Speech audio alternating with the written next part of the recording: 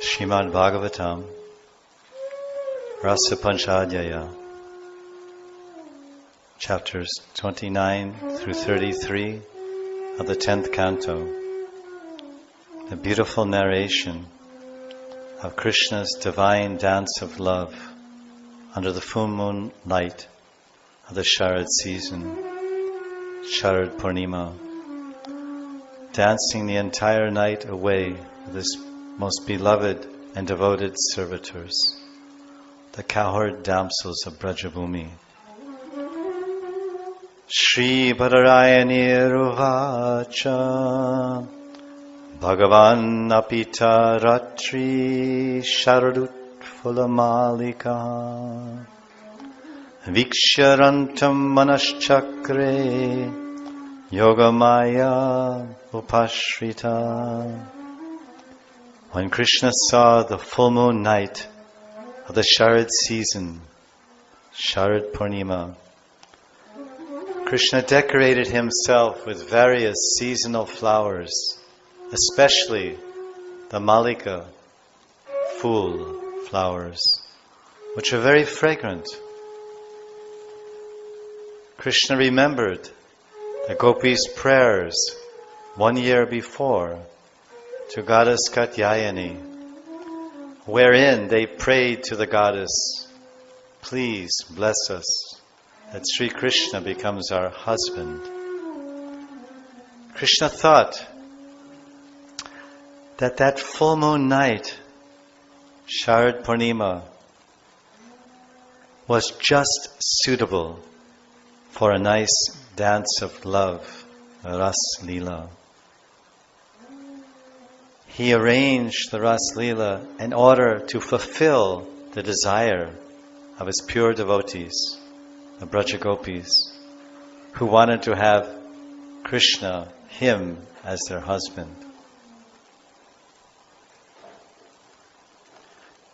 We have discussed over the last few days of class the meaning of Shri Bhadarayana Uvacha, and we were discussing the meaning of the second line of the shloka, Sharad Utpula Malika. We discussed many of the wonderful features of the Malika flower, yesterday's class, and a few extra features we would like to include today. Utpula Malika. These beautiful fragrant flowers were blossoming. They're white. They're a very beautiful flower. If you're not familiar with the Malika, come to Vrindavan. We invite everyone to come to Vrindavan for Julan Yatra. And come in the summertime to see Banki Bihari and Radha Raman, Radha Govinda, Radha Shyam-Sundar. And when you come in the summertime, in May and June, then you'll have an amazing experience for your eyes, an amazing experience for your nose, an amazing experience for your ears, an amazing experience for your tongue, and an amazing experience for your sense of touch. All your panch indriyas will experience adbhuta, experience. Think on that one. Anubhav. Adbhut Anubhav. An amazing experience, a sensual thrill, sensual delight. What type of happiness? Material, sensual happiness? No, spiritual, sensual happiness. Your spiritual senses will become saturated with Krishna's love. Krishna will embrace your eyes with his beautiful form as Radha Raman and Radha Shyam-Sundar. So your eyes will have an amazing experience. Then Krishna will embrace your nose when you smell the full bungalows, the beautiful flower cottages, the flower kunjas, the full kunjas, the kutirs that are made in all the temples of Vrindavan in May and June. And Thakurji, Radha-Raman, Thakurji Radha Shyam, Thakurji Banki Bihari, they come forward to give even a closer darshan. So our eyes will get this beautiful darshan, most beautiful person in the world, most beautiful man, Radha-Raman, Shyam Sundar, Banki Bihari, and the most beautiful lady, the divine spiritual consort of Sri Krishna, Radharani, Srimati Radhika. So your eyes will experience the embrace of Krishna. Then when you enter the temple, the entire temple will be decorated with malika phul, malika flowers, which are being described here in 29.1. Each and every temple in Vrindavan, Radha-Raman, Radha Madan Mohan, Radha Gopinath, Radha Shyamasundar, Radha Damodar, they have full bungalows. Sometimes every day in Banki Bihari, they have a flower cottage. The entire mandir is decorated with malika phul, mogra, juhi. Excuse me, not juhi, it's called bela. In Vrindavan we say bela flowers, or malika. It's a variety of jasmine. In the Western countries, in tropical countries, they know of a flower called jasmine. Very fragrant, very intoxicating. Intoxicating fragrance which actually awakens in the heart romantic desires, loving desires. So your eyes, there's a feast for your eyes, a celebration for your eyes, celebration of divine love when you see Thakurji, Radha-Raman, Radha-Shyam, Banki Bihari. And then a celebration for your nose, for the saurabh, the sugandha, the beautiful sweet fragrance of all these bela flowers. In some mandirs, they spend 3 lakhs to 5 lakhs every single day of the summer. 3 lakhs to 5 lakhs every single day of the May and June to offer the Thakurji, Radha and Krishna, full bungalow, a flower cottage with these intoxicating, romantic, beautiful, tender, sweet, white little flowers called malika phul. And this verse 29.1 talks about Sharad Utphala Malika.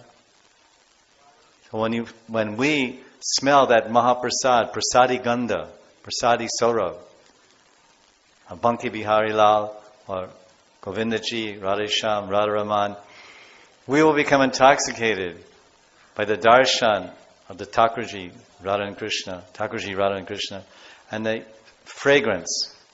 So these are the 2 Adbhuta Anubhavas of a Braj Yatra in the summertime, May and June.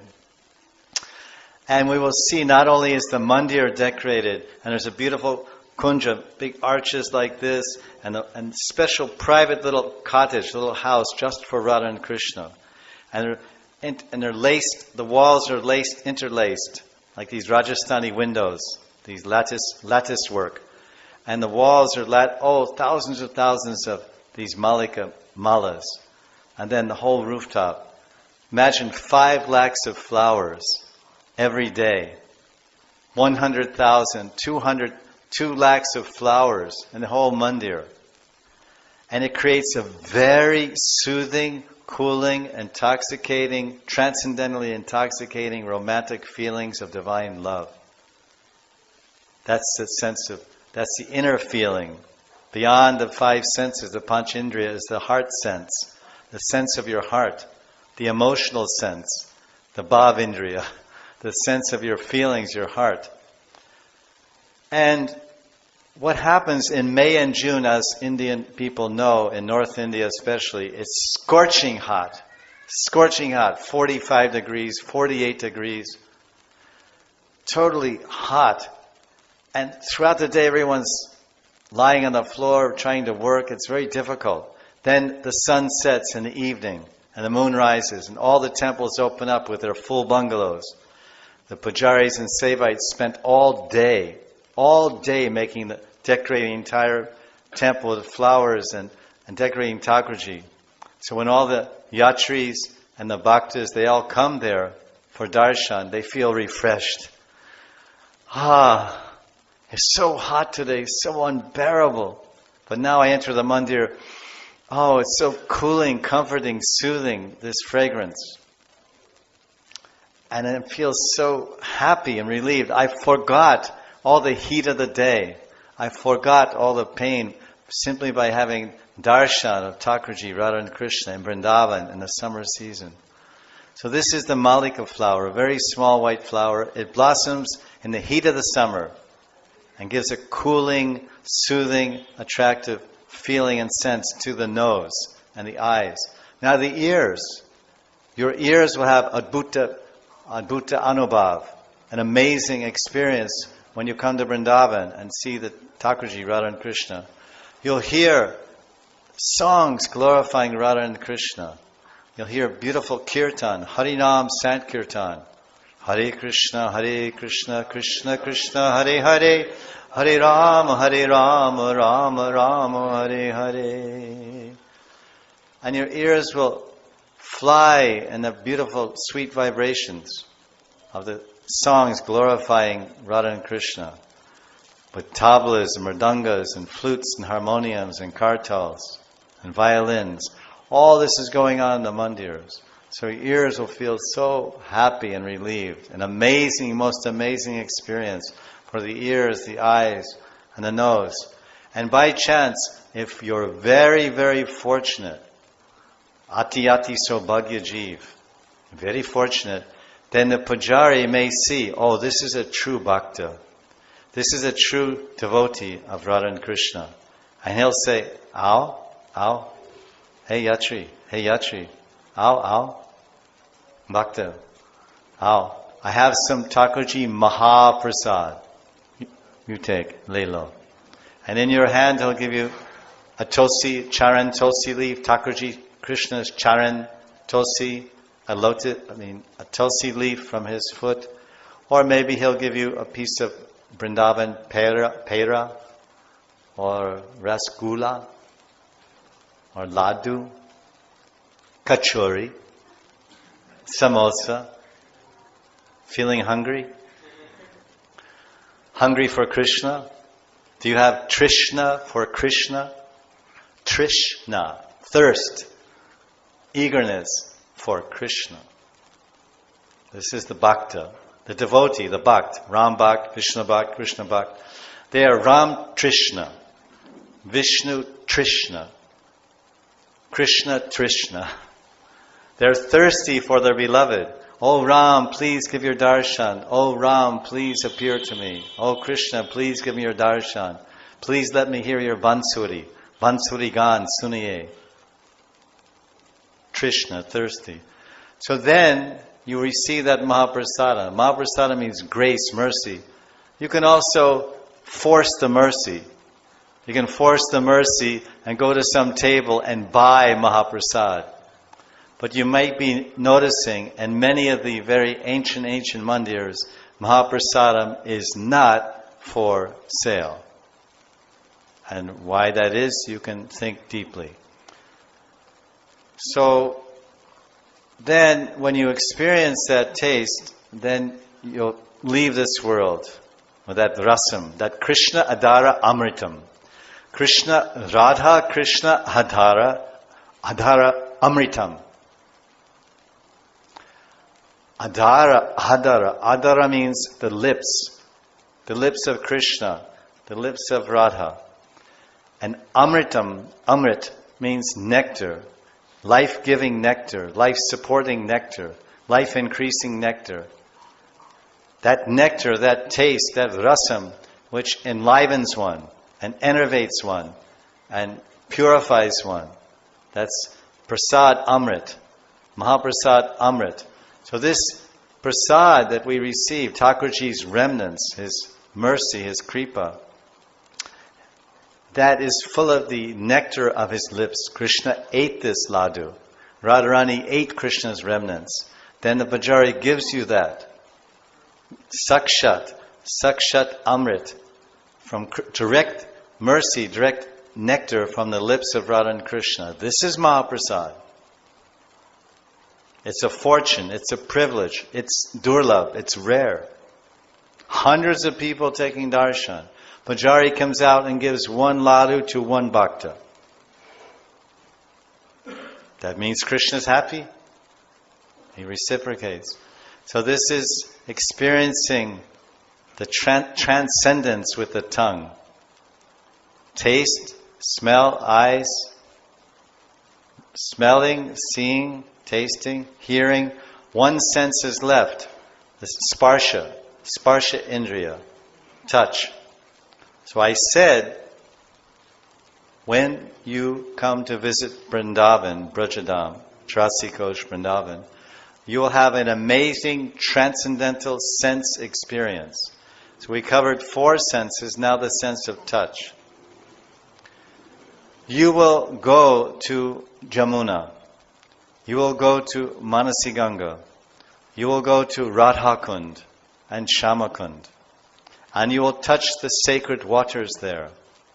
The transcendental waters of the Yamuna, Yamunaji, and Manasiganga, and Radha-kund, and Shamkund, and maybe Pavan Sarovar and Nandagaon. And when you touch that water, you'll say, this water is very soft. This water feels different. And this particular sacred kund, like Shamakund is very cold, and Radha-kund is very warm. Shamakund feels a little rough, but Radha-kund feels very soft and smooth. And then you'll take Achman. Om Keshavaya Nama, Om Madhavaya Nama, Om Govindaya Nama. And when the touch of that water, that sacred holy water of Yamuna, Radha-kund, touches your hand, you have an amazing experience. When it enters your body, you have an amazing experience. What to speak of the breeze? You do Govardhan Prikrama, there's a beautiful breeze coming off of Giriraj, the Hawa, the wind from Giriraj, and it's full of songs, and it's full of pastimes, and it's full of flower fragrances, and the wind coming from Giri Govardhan is full of mercy. Govardhan, Giriraj Kripa. So in this way, our 5 senses will become totally inundated and saturated with the prasad of Radha and Krishna, the mercy. This is Vrindavan. So the Malika fool, when we come in the summertime, we experience our nose, our transcendental smell becomes so purified and so comforted. So this is the flowers being described in 29.1. It's very fragrant. It only blossoms in May and June, in the summer. But now we're talking about fall, May, June. Now there's July, August, September. 3 months have passed. And still, the Malika flowers are blossoming. Why? They are out of season. It's not their time to bloom. But it's their season. It's always the season. It's always the season. It's always the month.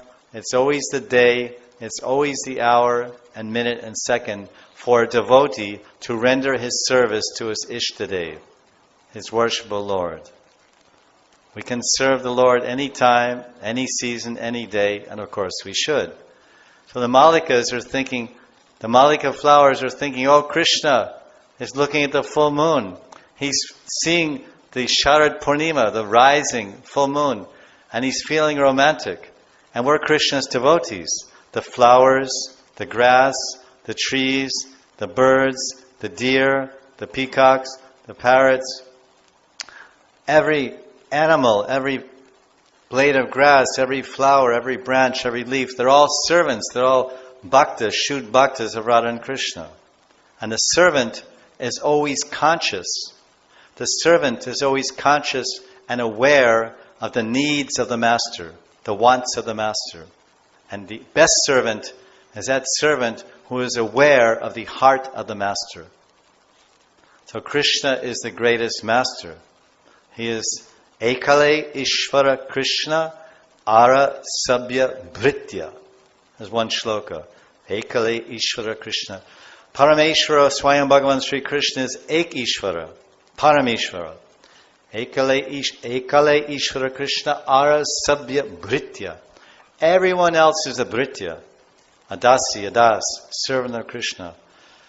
The Malika flowers are thinking, oh, Krishna's seeing the Chandra rising, and we know his heart because we're expert servants. We are flower servants. Krishna's full Sevites. Not fool, but fool. His flower servants. And, oh, our master wants to feel romantic feelings. Our master wants to be attracted to the beautiful moon-like face of Chandramukhi Radha. When Krishna sees the rising moon, he thinks, oh, this rising moon is slightly reddish. After Radharani dances in the Rasa dance, her beautiful effulgent golden cheeks, which emit a moon-like glow, Radharani's cheeks and her face, her badan, emit a moon-like, natural, soothing, comforting, attractive, loving, and romantic moon-like glow. And when she dances with Krishna in the Rasa dance, that moon-like golden face becomes slightly reddish because of her anurag. Sneha, man, pranaya, rag, anurag, bhav, mahabhav, madanakya mahabhav, mahabhav, sarupini Radha. So when her anurag rises in her heart, Shrimati Radhika, then it comes down her face. See, Krishna? See the reddish tint in my face? Do you see how much my love is anurag? At every moment my rag, my attachment, my love is increasing for you moment by moment as we're dancing more and more in the Rasa dance. When Krishna sees the Sharut Utpala Malika on this Sharad Purnim, the onset, the very first verse of the Raasa Lila, he says, this is not the rising moon. This is not the reddish tint of the moon when it's rising at moonrise. This is my Radhika. This is my Priyaji. This is my Chandramukhi Radha. He remembers, he becomes absorbed in Radha Smaran. Bhajami Radham Smaranam Radham. It says, I become absorbed. Let me always remember Radha. So Krishna remembers Radha's face. And then the flowers, the Malika flowers, first comes a full moon and Radha's remembrance. And then the Malika flowers as great servants, and perfect loving devotees of Sham. They think, oh, our master's in a mood for love. For example, say you were a king in a palace in the old days. Maybe you want to be one. And you had your court musicians, your private band. And they're always around, they're in your room, they have their own room nearby yours, and they play music for you when you sleep, and they play special music for you when you're awake, because they don't have computer alarm clocks. The kings don't have cell phones. They have music. They have Shanai and other beautiful, enlivening, exciting sounds for the morning to wake up. Then in the evening they have Vamsi and Murali and very gentle music to relax. So when the king's in a romantic mood, then the court musicians, they play romantic music because they're his servants. When the king wants to go out for war and attack another kingdom, then they start playing very chivalrous, heroic music. So knowing the heart of the king, they see how the king is looking at his queen and see how they're speaking, and they're simply there in the dining room, and the king and queen are exchanging in a public place just by glances and speaking, and the musicians are quiet. And then they see, oh, our king, the master, he's in a romantic mood.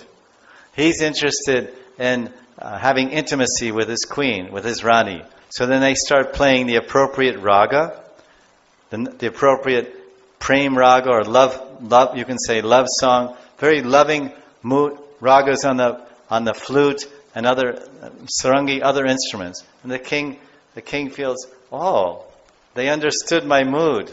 And he glances at them. Very nice. So they enhance the king's mood, which is awakening due to maybe the full moon or the beautiful new dress his queen is wearing, etc. That's the king of this world. And what about the Deva Jagatpate? Deva Jagatpate. Krishna's Deva Jagatpate.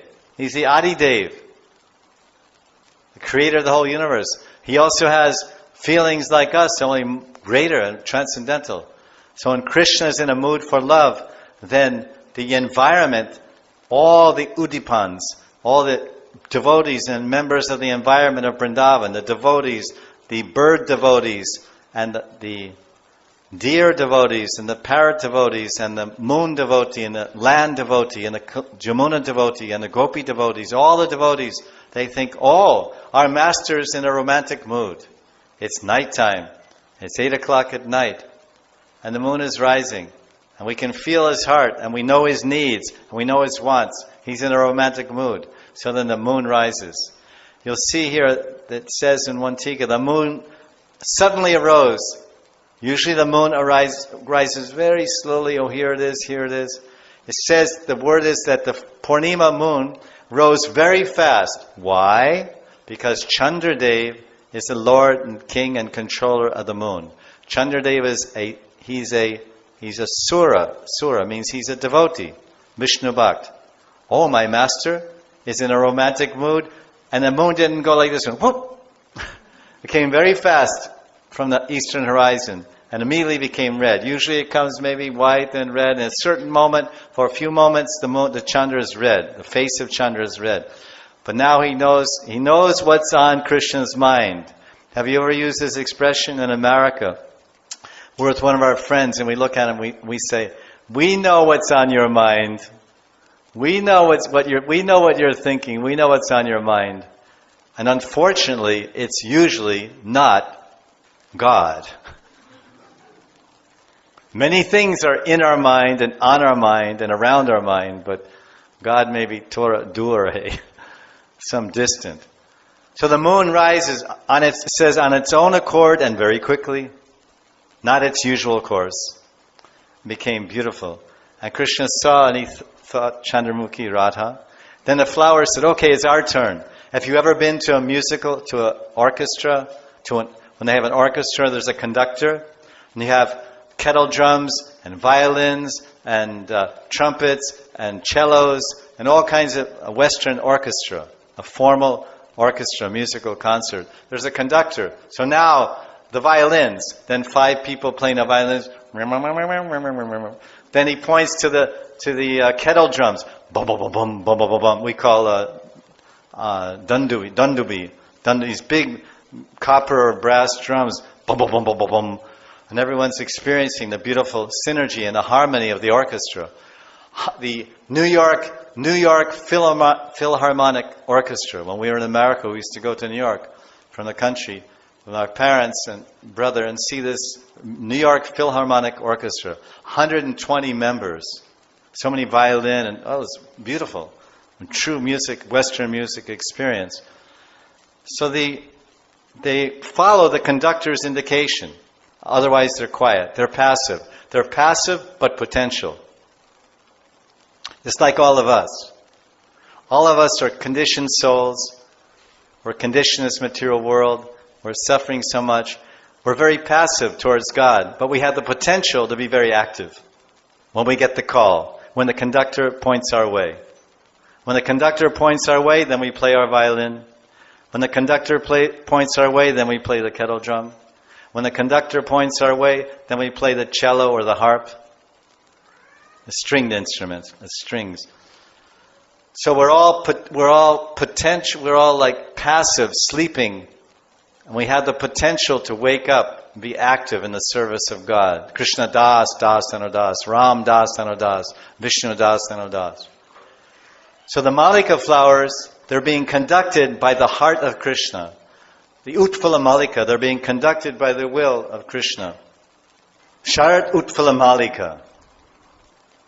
So we're describing how the flowers are bhaktas, bhakta fool, bhakta mriga, bhakta hiran or bhaktin, bhakta hiran, bhakta tota, bhakta hansa. They're all devotees of the Lord. They're his parishads. A rich man has many pets. He has a pet elephant, he has a pet myna bird, or he has a pet bird, a pet elephant, a pet deer. He maybe has his private deer park for his wife. His wife likes deer. If you know anything about kingly life, the king has a private park with spotted deer, male and female, for the entertainment and pleasure of his queen. And then he has so many things. So Krishna is less than that. I said he's the Adi Dev. He's the king of all kings. He has his favorite pets, and he has names. Each of Krishna's pets have names. Radharani has pets. Radharani has one pet Vatsa, a baby Vatsa, a pet calf. This is Radharani's pet calf, baby cow. in the spiritual world, or even in Barsana when she comes. And what is the name of that calf? The calf's name is Tungi. Tungi. So Radharani calls her Vatsa, her baby calf. Oh, hey, Tungi, Tungi. Take some roti, take some different things, some rasgullas. Because she makes those sweets. So the flowers are opening, and then Krishna is already feeling intoxicated by seeing Chandramukhi, the face of Radharani in the rising moon. And then the Malika flowers, Utphala, they blossom with their intoxicating romantic fragrance. Then Krishna smells, and then his mind, because sensual inputs, we see something, we smell something, we hear something, then it creates feelings, it creates bhavas, it creates some impressions in our heart and mind, and then there's a response. First the impulses and the sound and the sight and the smell, they enter our mind. Then our mind starts to consider and accept if they're beautiful things, that we accept, or they reject if they're ugly things, distasteful things. So these are very acceptable, the beautiful moon, the beautiful flowers. Krishna accepts all these, and then he sees that his mind is turning towards his beloved. He's remembering. So this Malika has such a wonderful role to play in the rasa dance. The Malika fool, this blossoming jasmine or bela flower, initiates the rasa dance. The rasa dance is initiated by a flower. The dance of divine love is initiated, begun, or instigated, started by a beautiful flower, jasmine, Malika. And then the beautiful Chandramukhi, Chandrama, Purnima, the full moon night of Sharad season, he also initiates. One man initiates the rasa dance, Chandradev, and one lady initiates or begins the rasa dance. Her name is Malika Devi. Malika Devi. Malika is a flower. This flower, of course, is feminine. Feminine. Female. She's a lady. So who starts the rasa dance? A flower and the moon. Chandradev, a male and a female. Who is the hero of the rasa dance? The supreme male. Krishna Chandra. Krishna Chandra, Swayam Bhagavan Sri Krishna. He is the Nayak, or the hero of the rasa dance, the lover. And who is the beloved? She's a Devi, and she's flower-like, and she's fragrant, and she intoxicates Krishna by her fragrance, and she enchants Krishna by her beauty and love. That is Malika Radha. That is Radha. She is the Malika flower, and Krishna is the moon. Krishna is the flower, and Radharani is the scent of the flower. Krishna is ice, and Radharani is the coolness of the ice. Krishna is fire, and Radharani is the heat in the fire. The analogy is given like this. So now, what more about this Malika flower? Will we spend 1 month describing the transcendental Malika flower of Vrindavan?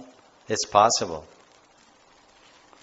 But my understanding and perception is limited to what I've collected from my spiritual teachers, Shiksha Gurus, Diksha Guru, and the Mahajans. So I'm sharing their insights and their hearts and their minds with everyone. I'm simply a male man distributing the mail from these great saints and Rasik Janas.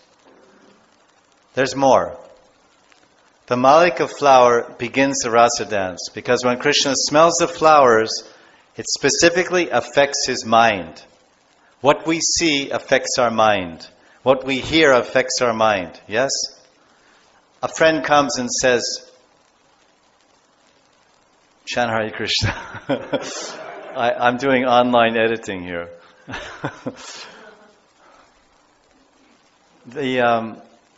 What we see, our sense impressions obviously affect our mind. If we hear some bad news, do we feel good? Like say someone comes and gives bad news. I'm sorry to inform you, but something very bad has happened. One of your dear ones he's in the hospital suffering, and he finally died of cancer. So that's bad news. And yet when you hear that sound, those words, your mind will become sad and you'll feel depressed. Yes? A natural human response. So sense experiences move the mind. Manasa chakre. Manas, man, chakre, wheel moves. So now these sense impressions of the beautiful Chandramukhi Radha Purnima Sharad season and the beautiful intoxicating romantic fragrance of the Malika Fool, these jasmine mogra flowers, Krishna smelled those flowers, he's seen, with his eyes he's seen something, with his nose he smelled something. And he felt in his heart, Madhurya Bhav, Madhurya Rati. For whom? For the object of his love, for the object of his life, his Priyaji. He remembered Radha. Then his mind turned towards Rantam. Rantam Manasya Chakre. Rantam means conjugal pleasure, intimacies, amorous affairs with the beloved wife or beloved. So who started, oftentimes we ask the question, who started it all? How did you get married to this lady? Oh, it all started one night on Sharad Purnima. I was walking along the beach in Mumbai, and there was one girl sitting there looking at the waves, and she seemed lonely. Somehow or other, I sat down and said, hi. The whole marriage, we've been married for 39 years. It all started when I said, hi. I don't know whether that was a good day or bad day, but everything has a start and everything has a finish. It has to, what is it? Oh, so-and-so's factory burned down or whatever. Oh, how it started. Whatever. Everything has a cause and effect. If there's effect, there's cause. What is the effect? A loving dance of pure devotees in God, the gopis and Krishna. What is the cause? Love. How does love get stimulated or excited? By the moon, by the wind, by the fragrance, by the flowers, by the music, by the dress, by the look, by the speech, by everything. It's a rasa dance. It's an expose. It's an expose on divine love. Arranged as a beautiful Sanskrit drama, Sanskrit natyam. Act 1, Act 2, Act 3, Act 4, Act 5. Scene 1, Scene 2. Dialogue, monologue. Meeting, separation. Joy, sadness, crying, laughing, dancing, crying. This is love. All the features of love. Only transcendental and all attractive and all purifying.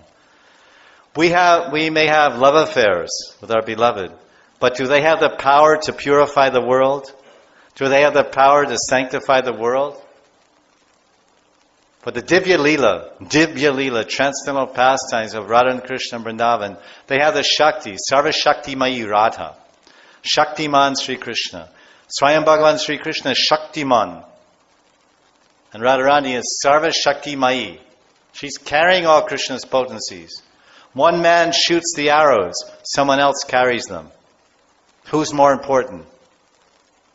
The one who's carrying the arrows, carrying the bana? The one who's carrying the arrows is more important, or the bowman? They're both equally important. Without arrows, there's no bowman. Without bowman, there's no protection. So the bowman in the analogy is Krishna, and his power, his Shakti is Radha. Sarva Shakti Mayi Radha. So if Radha doesn't give the arrows, Krishna can't shoot. So what are the arrows that Radharani gives? The arrows of her eyebrows. These are the bana, the bru bana. Bru means eyebrow. Bru bana in Sanskrit means the arrows of her eyes. Radha Prema Kataksha. Radha-Krishna Prema Kataksha. She glances at Krishna and she shoots the arrow with this. The bow is the curve in her lips. The very auspicious lips. They go like, the middle part looks like the handle, where you hold the handle. The bow goes like this, where you hold the handle, then it goes like this and goes like that. And you hold the handle and pull the string. Everyone's seen the Mahabharata on the TV. The bow goes, the danor goes like this and like that. So the proper lips will have that middle part. So Radharani's lips are the bow. And eyes and her eyebrows and her eyes are the arrows. So she pulls the bow and then shoots the eyes and eyebrows. So that's Krishna. Radharani's arrows hit the target, the bowman, and he surrenders. This is love. Beloved surrendering to the lover and lover surrendering to the beloved. And the pure divine expression of transcendental love. Divya Prem, Krishna Prem. So the Malika flowers, they initiate the rasa dance. Because generally the Nayaka, the Nayak, the hero, makes the first gesture of love. Krishna is excited, and equally excited in a few moments later upon seeing the same moon and smelling the same flowers, Malika flowers, and Radhika and all the gopis. So the Malika flower begins the rasa dance, and then the Malika flower stays there all the way till the next day. The Malika flower, Malika fool, is an active member of the Raasa Lila from the initiate. She's the instigator. This little Devi, this little girl called Malika fool, she instigates and starts the rasa dance. And then she stays with Krishna and Radha throughout the rasa dance. How? In what form? When the gopis in Barsana are decorating Radhika to go for Abhisar, a journey of love, to meet Sri Krishna and the Rasastali at Vamshivat, they do Shringhar. They dress Radharani beautifully. When it's Purnima night, what color dress do they wear? Radharani wears a beautiful white lehenga, this dress, and everything is white. Why? White seems rather boring, or the color of a widow. I think a widow without a husband wears white. The Radharani, how she wears white? Because it's camouflage. It's disguise. Because she's running out through the full moonlight on Purnima to meet Krishna and Shyam under the Vamshivat tree, banyan tree in the banks of the Yamuna. If she wears some bright color under the full moonlight, she'll be detected. Her superiors or some relative may see her. Oh, where are you going? In the middle of the night? Madhyarat? So the gopis dressed up in white, our Gaudiya Rasik Janas explained. A beautiful white dress with so much silver and diamonds. And then they put white chandan on her face, little coloring. So because she's so golden and so effulgent, she runs off in her nilambara. Generally we sing songs about Radha and Krishna. We say nilambara pitambara. Nilambari Radha, pitambara Shyam. Radharani wears a blue dress because it's Krishna's color. And she wants to be always remembering Krishna. Krishna wears a yellow color. The pita, pitambara. He wants to always be surrounded by and remember Radha. But on special nights they change their dress. And these secrets are revealed by our Gaudiya Vaishnavacharyas. General mass of people, and they're correct, that every night Radharani wears nilambara, sari or lehenga, chunari, and every night Krishna wears pila or pita. But on Purnima and Amavasya it changes for camouflage purposes. So now when they're decorating Radharani, they decorate her what kind of flowers? Can you guess? Malika flowers. They give her bracelets made of Malika flowers. She can wear 100, 200 gram gold bracelets if she wants. If Radharani wants to wear 100 golden bracelets on her wrist, each weighing 200 grams, she can. Because her father's a king, King Vrishabhanu Maharaj. But they don't create romantic feelings. Generally, gold bangles on your wrist create envious feelings. And they do manasa chakre. Chor manasa chakre. They disturb the minds of the thieves and they want to steal your bangles. So Radharani is in the mood for love loving service. She wants to serve Krishna's mood of love and give him happiness and give Krishna pleasure and satisfaction. So she wants to enhance and increase his mood of love by decorating her entire body with malika fool, which are very intoxicating and romantic effect of that fragrance. So she leaves all her gold bangles at home and all these, so many things at home. She wears malika bracelets on both hands, and her choli, what we say, kanchuli or choli, this covering on the top, it's not made of the usual silk or some costly, valuable material. The Sakis are very expert in Shringar. So they weave garlands made of malika. Not garlands, but they make a choli, a flower choli. Malika pushpa choli. Incredible.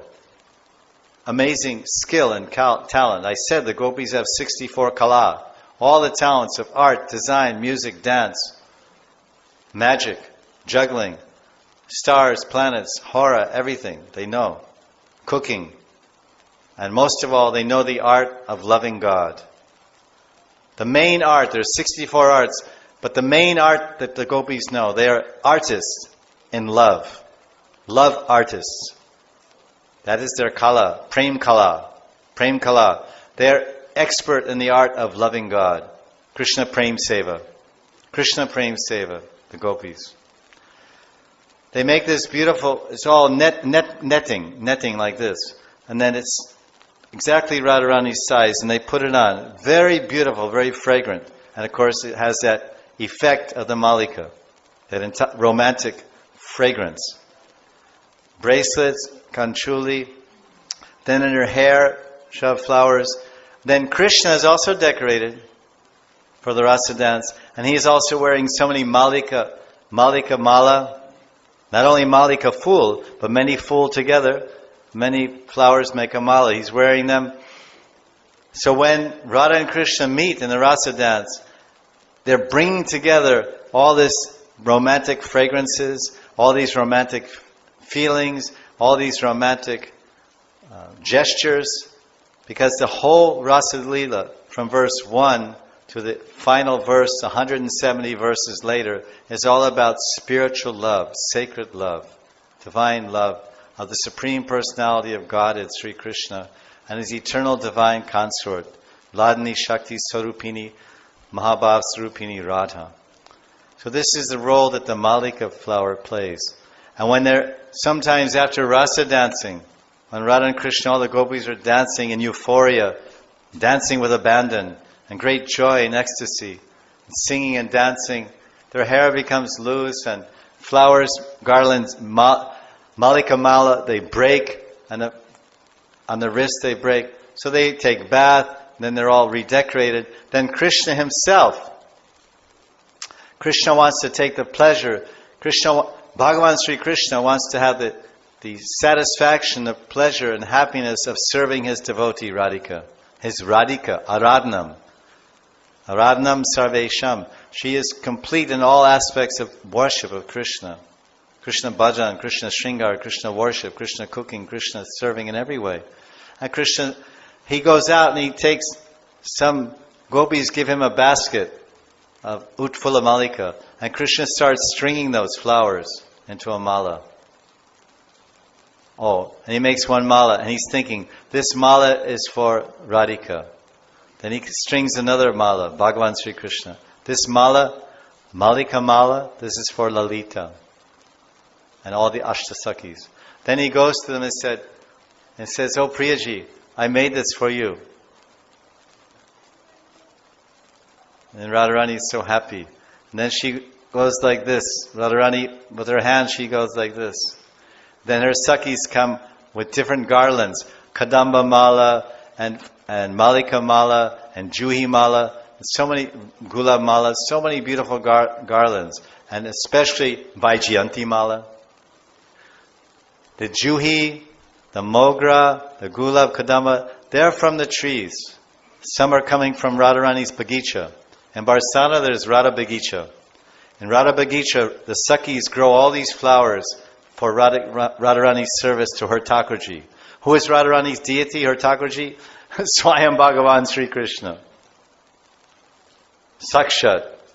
He's the original Murti, God himself. So she has a whole garden where she's growing all these gulab. But then when they get to the forest, into the Van, Vrindavan, then there's called Vaijayanti Mala. Vaijayanti. There's 5 flowers which only you get in the forest. Very wild flower. Kadamba and many other flowers are there. The Palasha flower and the Arjun flower, many flowers. So they offer these different garlands, or many trays. So Radharani says, Sham, this is for you. I made this malika. I strung this malika mala myself. And she puts it on. Then she takes Kadamba mala, she puts it on. From her Sakhis. And she takes Jui. Then she finally, the last garland, the last mala is Vaijayanti mala. Vaijayanti mala, which is so famous. Krishna wears the Vaijayanti, but also Malika and others. So that's before the Rasa dance. It starts with Malika Utphala, and during the Rasa dance, they're wearing and enhances the intoxicating fragrance from Krishna's Malika and Radha's Malika. They enhance and nourish the taste and the feeling of romance and amor. And then, after the Rasa dance, after the Rasa dance, then they decorate each other, and the Sakhis decorate Sham with so many more Malika flowers. So from beginning, middle to the very end, they're wearing these beautiful Utphala Malika flowers. So this is some understanding of the intense role that the Malika flower plays in the pastimes of Radha and Krishna in verse 1 of the Raasa Lila. Now, we'll begin to discuss the third line of the verse. Shibarainir Uvacha Bhagavan Apita Ratri Sharat Utphala Malika Viksha Rantam Manash Chakre Viksha Rantam Manash Chakre Viksha, to see. Rantam, to enjoy love. Mana, mind. Chakre means his mind is moving.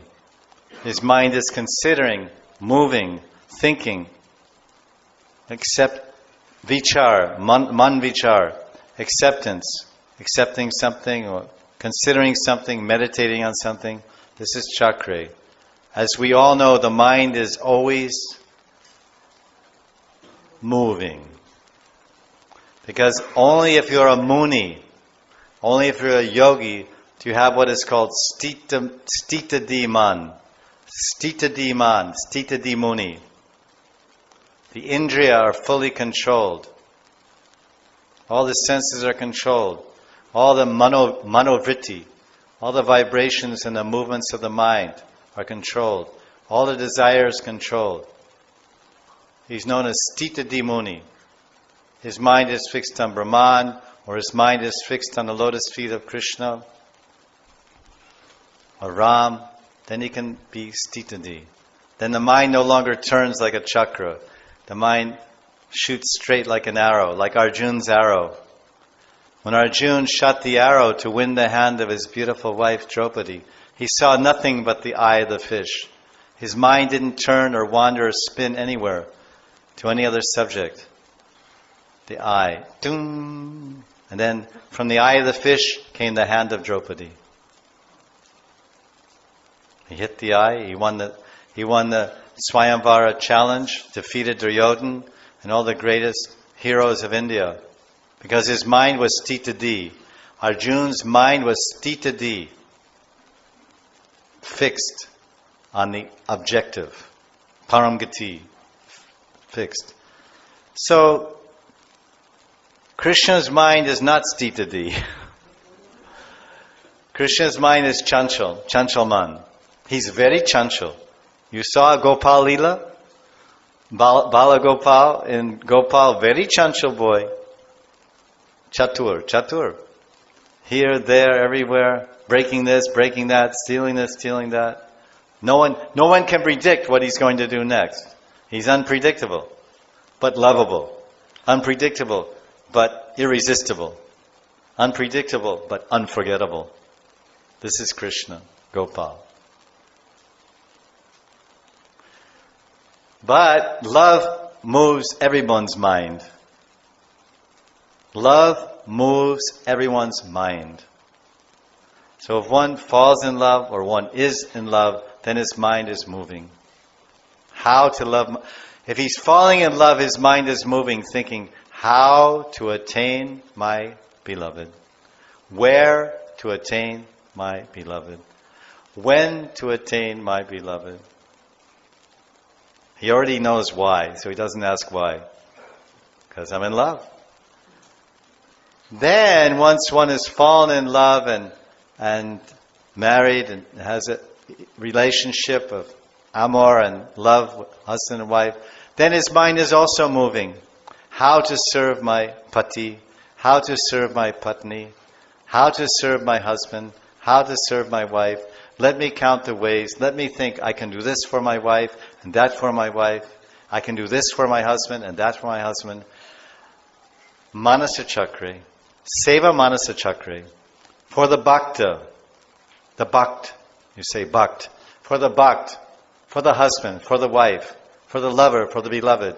The mind is Seva Manasa Chakra. Seva Manasa Chakra. The mind is always moving and thinking how to serve, how to serve, how to serve. How to please, how to please, how to please. This is love. Love means serve my beloved and serve my lover. Everything for you.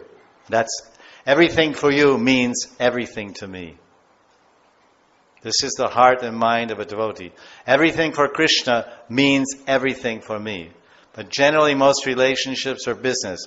I'll scratch your back if you scratch your back, my back. If you scratch my back. If you give me something, I'll give you something. If you make me happy, I'll make you happy. This is the mind, the material heart. But the actual loving heart revolves, the mind, the Manasa Chakra. The Manasa Chakra of a true lover, even of this material world. The Manasa Chakra, the wheel of the mind, is turning around this point. How to serve my beloved. How to please my beloved. From this moment to that moment, day to day, moment, year after year. This is love. In the truest definition. If there's lust, if there's exploitation, if there's selfishness, it really is not love, it's business. It's selfish business. Sanskrit of selfishly based sense gratification. You scratch my back, I'm happy. Then if I scratch your back, you're happy. But for the bhakt, Krishna bhakt, Ram bhakt, he thinks, I want to please you, I want to satisfy you, make you happy, and your happiness, your pleasure, your satisfaction is my happiness. I don't know any other happiness but the happiness of my beloved. Can we find such love in this world? Have we found? Have we seen? Maybe you have, and that's your good fortune to have such a loving husband and wife. How many can say that? But with Krishna, with Bhagavan, everyone can say that. Thousands of men, women in every country can say, yes, my happiness is Ram's happiness. My pleasure is Ram's happiness. My life is his service. This is the heart of the devotee. So the gopis, Krishna's mind is turning. Is it turning towards sense gratification? No. He's thinking, what is Krishna thinking? Rantam manasa chakre. Rantam means rati. Rati means amorous affairs. Man, woman, loving dealings. Conjugal affairs. He's thinking, oh, it's such a nice night, and these are really beautiful girls. They're only teenage girls, and I can really enjoy tonight. I will really have a good time tonight. This is really a party night. I'm going to party hardy. It's an American term. H-A-R-D-Y. Party hardy. That's anyway. I'll enjoy big time tonight. The full moon. I'm feeling so romantic, and I look quite handsome also. I'm sure the girls will all be attracted to me. My beautiful darkish complexion, my lotus eyes, my naturally deep reddish lips without lipstick. My bimba fruit, bimba, like pomegranate. Krishna's lips are naturally deep, dark red, beautiful, attractive. Dark blue and dark red, very regal and mischievous and enchanting colors. And huge lotus eyes, glistening and shining with love, shining with service, shining with compassion, shining with care. The eyes of Krishna. So I'm sure I can find a few girls tonight. If I go out on the town, I'm so handsome, so dashing, so daring, so clever, so funny, so talented, so wealthy, so famous, so beautiful. Won't I have some chance? Krishna's not thinking that. Rantam manasa chakre. He's not thinking of his profit, his sense gratification, his enjoyment with the group of girls, or even, let's say, one girl is good enough. He's thinking, I promised these gopis, all these Kanyakumaris, I promised them 1 year ago that I would make them happy. I promised them that I would fulfill their desire. I don't want to let down my devotees. I never let down my devotees. I always reciprocate in kind with my devotees. So my mind is turning. Manasa Chakra is not turning towards my profit. It's not turning towards my amorous affairs and amorous pleasures. It's turning towards the happiness of my devotees, my bhakts, my devotees, bhaktas, the gopis, the Kanyakumaris and my Nitya Parishads. I know they love to dance. I know they love to sing. They love to dance with me, and they love to sing with me. And they love nature, and they love the full moon. They love Yamuna. They love the Van. And they love the peacocks. I want to bring all these things together. The peacocks and the full moon and the gentle breeze and the blossoming flowers with intoxicating fragrances. And I want to bring them, and I want to go there to reciprocate with their love, to give myself to them, to please them, to satisfy them. This is Bhagavan. Bhaktavatsalya Bhagavan. Affection. He's affectionate. We think, Bhaktavatsalya means he's an affectionate, he lifts me when I fall, he helps me pass my exams, he feeds me when I'm hungry. That's also compassion or affection.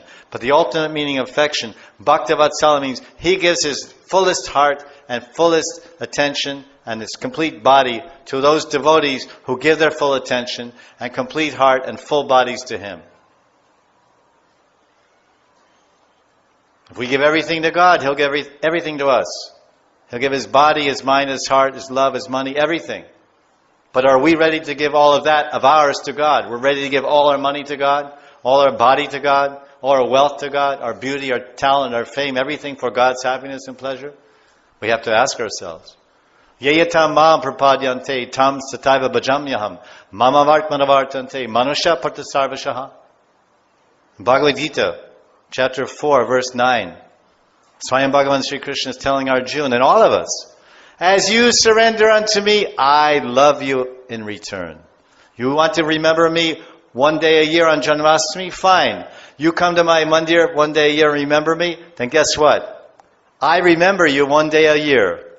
God will remember you one day a year. What day? Janmashtami. Now, if you remember God on Janmashtami and Radhastami, that's a very good idea. I highly recommend it. Now, God, you remember God and His divine consort, Ladani Shakti, Antaranga Shakti, Swarup Shakti, Radha. Then, for 2 days, Krishna and Radha. Listen, I'm very devoted. I dedicate 2 days a year to God. I'm from America, and we were raised as a Christian. So 6 days of the week we party. 6 days we party, we completely forget God. Then on Sunday, go to the church. Oh God, please help me. Help me get through these 6 days. I'll be back in 6 days. So my parents, we were religious. Every Sunday, my parents took me to the church against my will. Because we're young, we wanted to play. So it's Sunday. We used to have a phrase. He's a Sunday God man or something like that. I forget. He goes on Sunday. So Krishna's Manasa Chakra Rantam. He's thinking of love sports. He's thinking of divine love. offering his love to the gopis, keeping his promise to be their husbands. Patim me kurute namaha. Patim me kurute namaha. The gopis in chapter 22 of Dasama Skanda, they're praying to Katyayani, Yogamaya. Please make Krishna our husband. So Krishna says, this is the night. I promise. I said in the future nights. It was about 1 year, a little more than 1 year went by. No, excuse me, less than 1 year. Because these Kanyakumaris did puja in Margashirsh month. Mrigashirsh. It says in Gita, Mrigashirsha aham. Krishna says in Bhagavad Gita, there's 12 months in a year, but 1 month is my month. Which month? Mrigashirsh. What month is that? November, December. November, December. And that's when the Kanyakumaris, they worship Yogamaya Katyayani at Ramghat, up the Yamuna. Chirghat, far, half hour from this Vrindavan. And they were worshipping Krishna and they were worshipping Purushottam in Krishna's month. And Krishna fulfilled her desire. Yes, I appear. You want me as your husband? Bhavatu. I will be 1 year from now. Oftentimes we get engaged in this world. Man and woman get engaged. Do they get married the next day? No. They wait 1 year. How long they wait? 1 year? 2 years? Depends. He's in college. He has 3 more years to go. You have to wait somehow or other for 3 years till he graduates and makes some money, stands on his feet. So Krishna is a very kind person. Krishna appeared to them on Purnima, Mrigashirsha Purnima. And he stole the clothes of the gopis and he promised, in the future nights I will accept you as my wives, I will be your husband, and we'll dance in romantic joy in a rasa dance. So now that was November and this is August, September. Wasn't even 1 year. Very nice, very quick. God never makes anyone wait. No waiting for God. God is ever ready to serve His devotees and ever ready to accept their love when we are ready to surrender. Yayatamam prapadyante. Prapadyante. Surrender. It's easy. Or is it?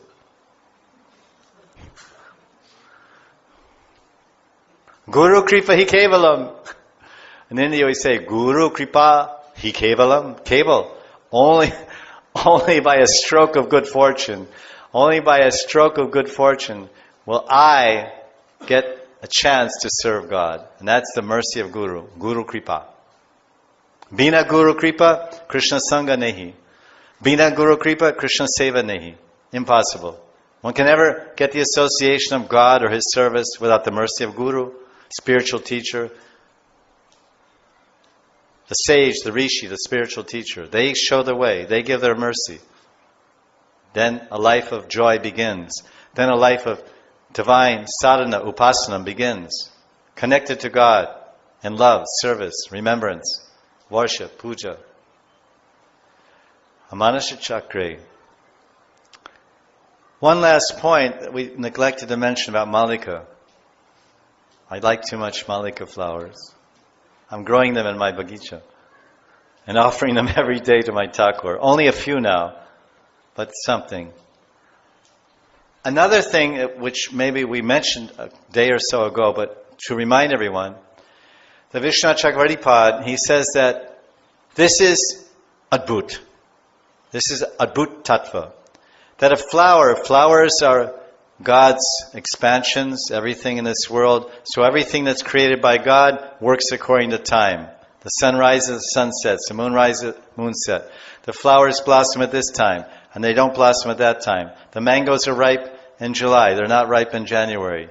The apples are ripe in September. They're not ripe in January. Flowers have a season. Fruits have a season. Animals have a season. Humans have a season.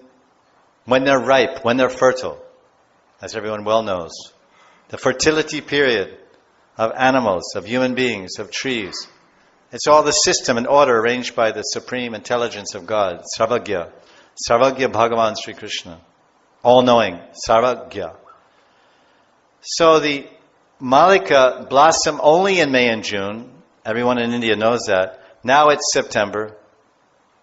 And the Malika, he said, this is astonishing. He establishes 2 points here. One point he says, this is amazing, astonishing. You'll never find anywhere on the planet Never find anywhere on the planet Earth or any time where something of nature happens out of season. Unless it's artificially induced by some chemicals or genetic modification or some man intervention. By God's arrangement, by God's creation, by God's will, everything happens in its time. We don't get pregnant when we're 2 years old. There's a certain time, a season for pregnancy. Then it lasts for a certain period of years, then pregnancy is impossible.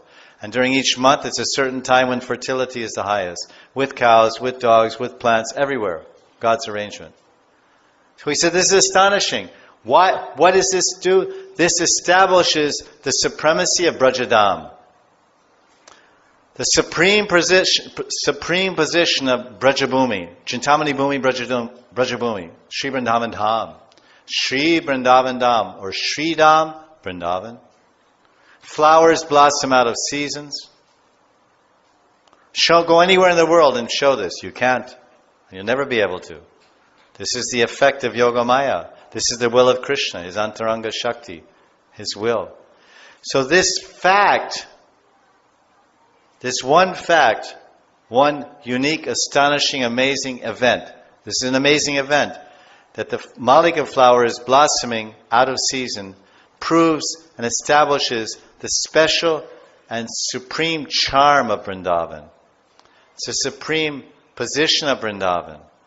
That everything in Vrindavan moves by the will of Krishna to nourish his love, to enhance his love, and to nourish and enhance the loving exchanges between Sri Krishna and his beloved devotees. Yashoda, and Nanda, Sridham, Subal, and all the gopis, Radhika, Lalita. So this is one fact about the Malika we missed. So this... when Krishna saw all these amazing features and all this charm of Vrindavan, now see what it means. Vrindavan itself, the moon in Vrindavan, Purnima, and the flowers in Vrindavan, the romantic, intoxicating fragrance of the Malika, they are so powerful. These living entities, or these factors, these udipan, are so powerful in Vrindavan that they can control God.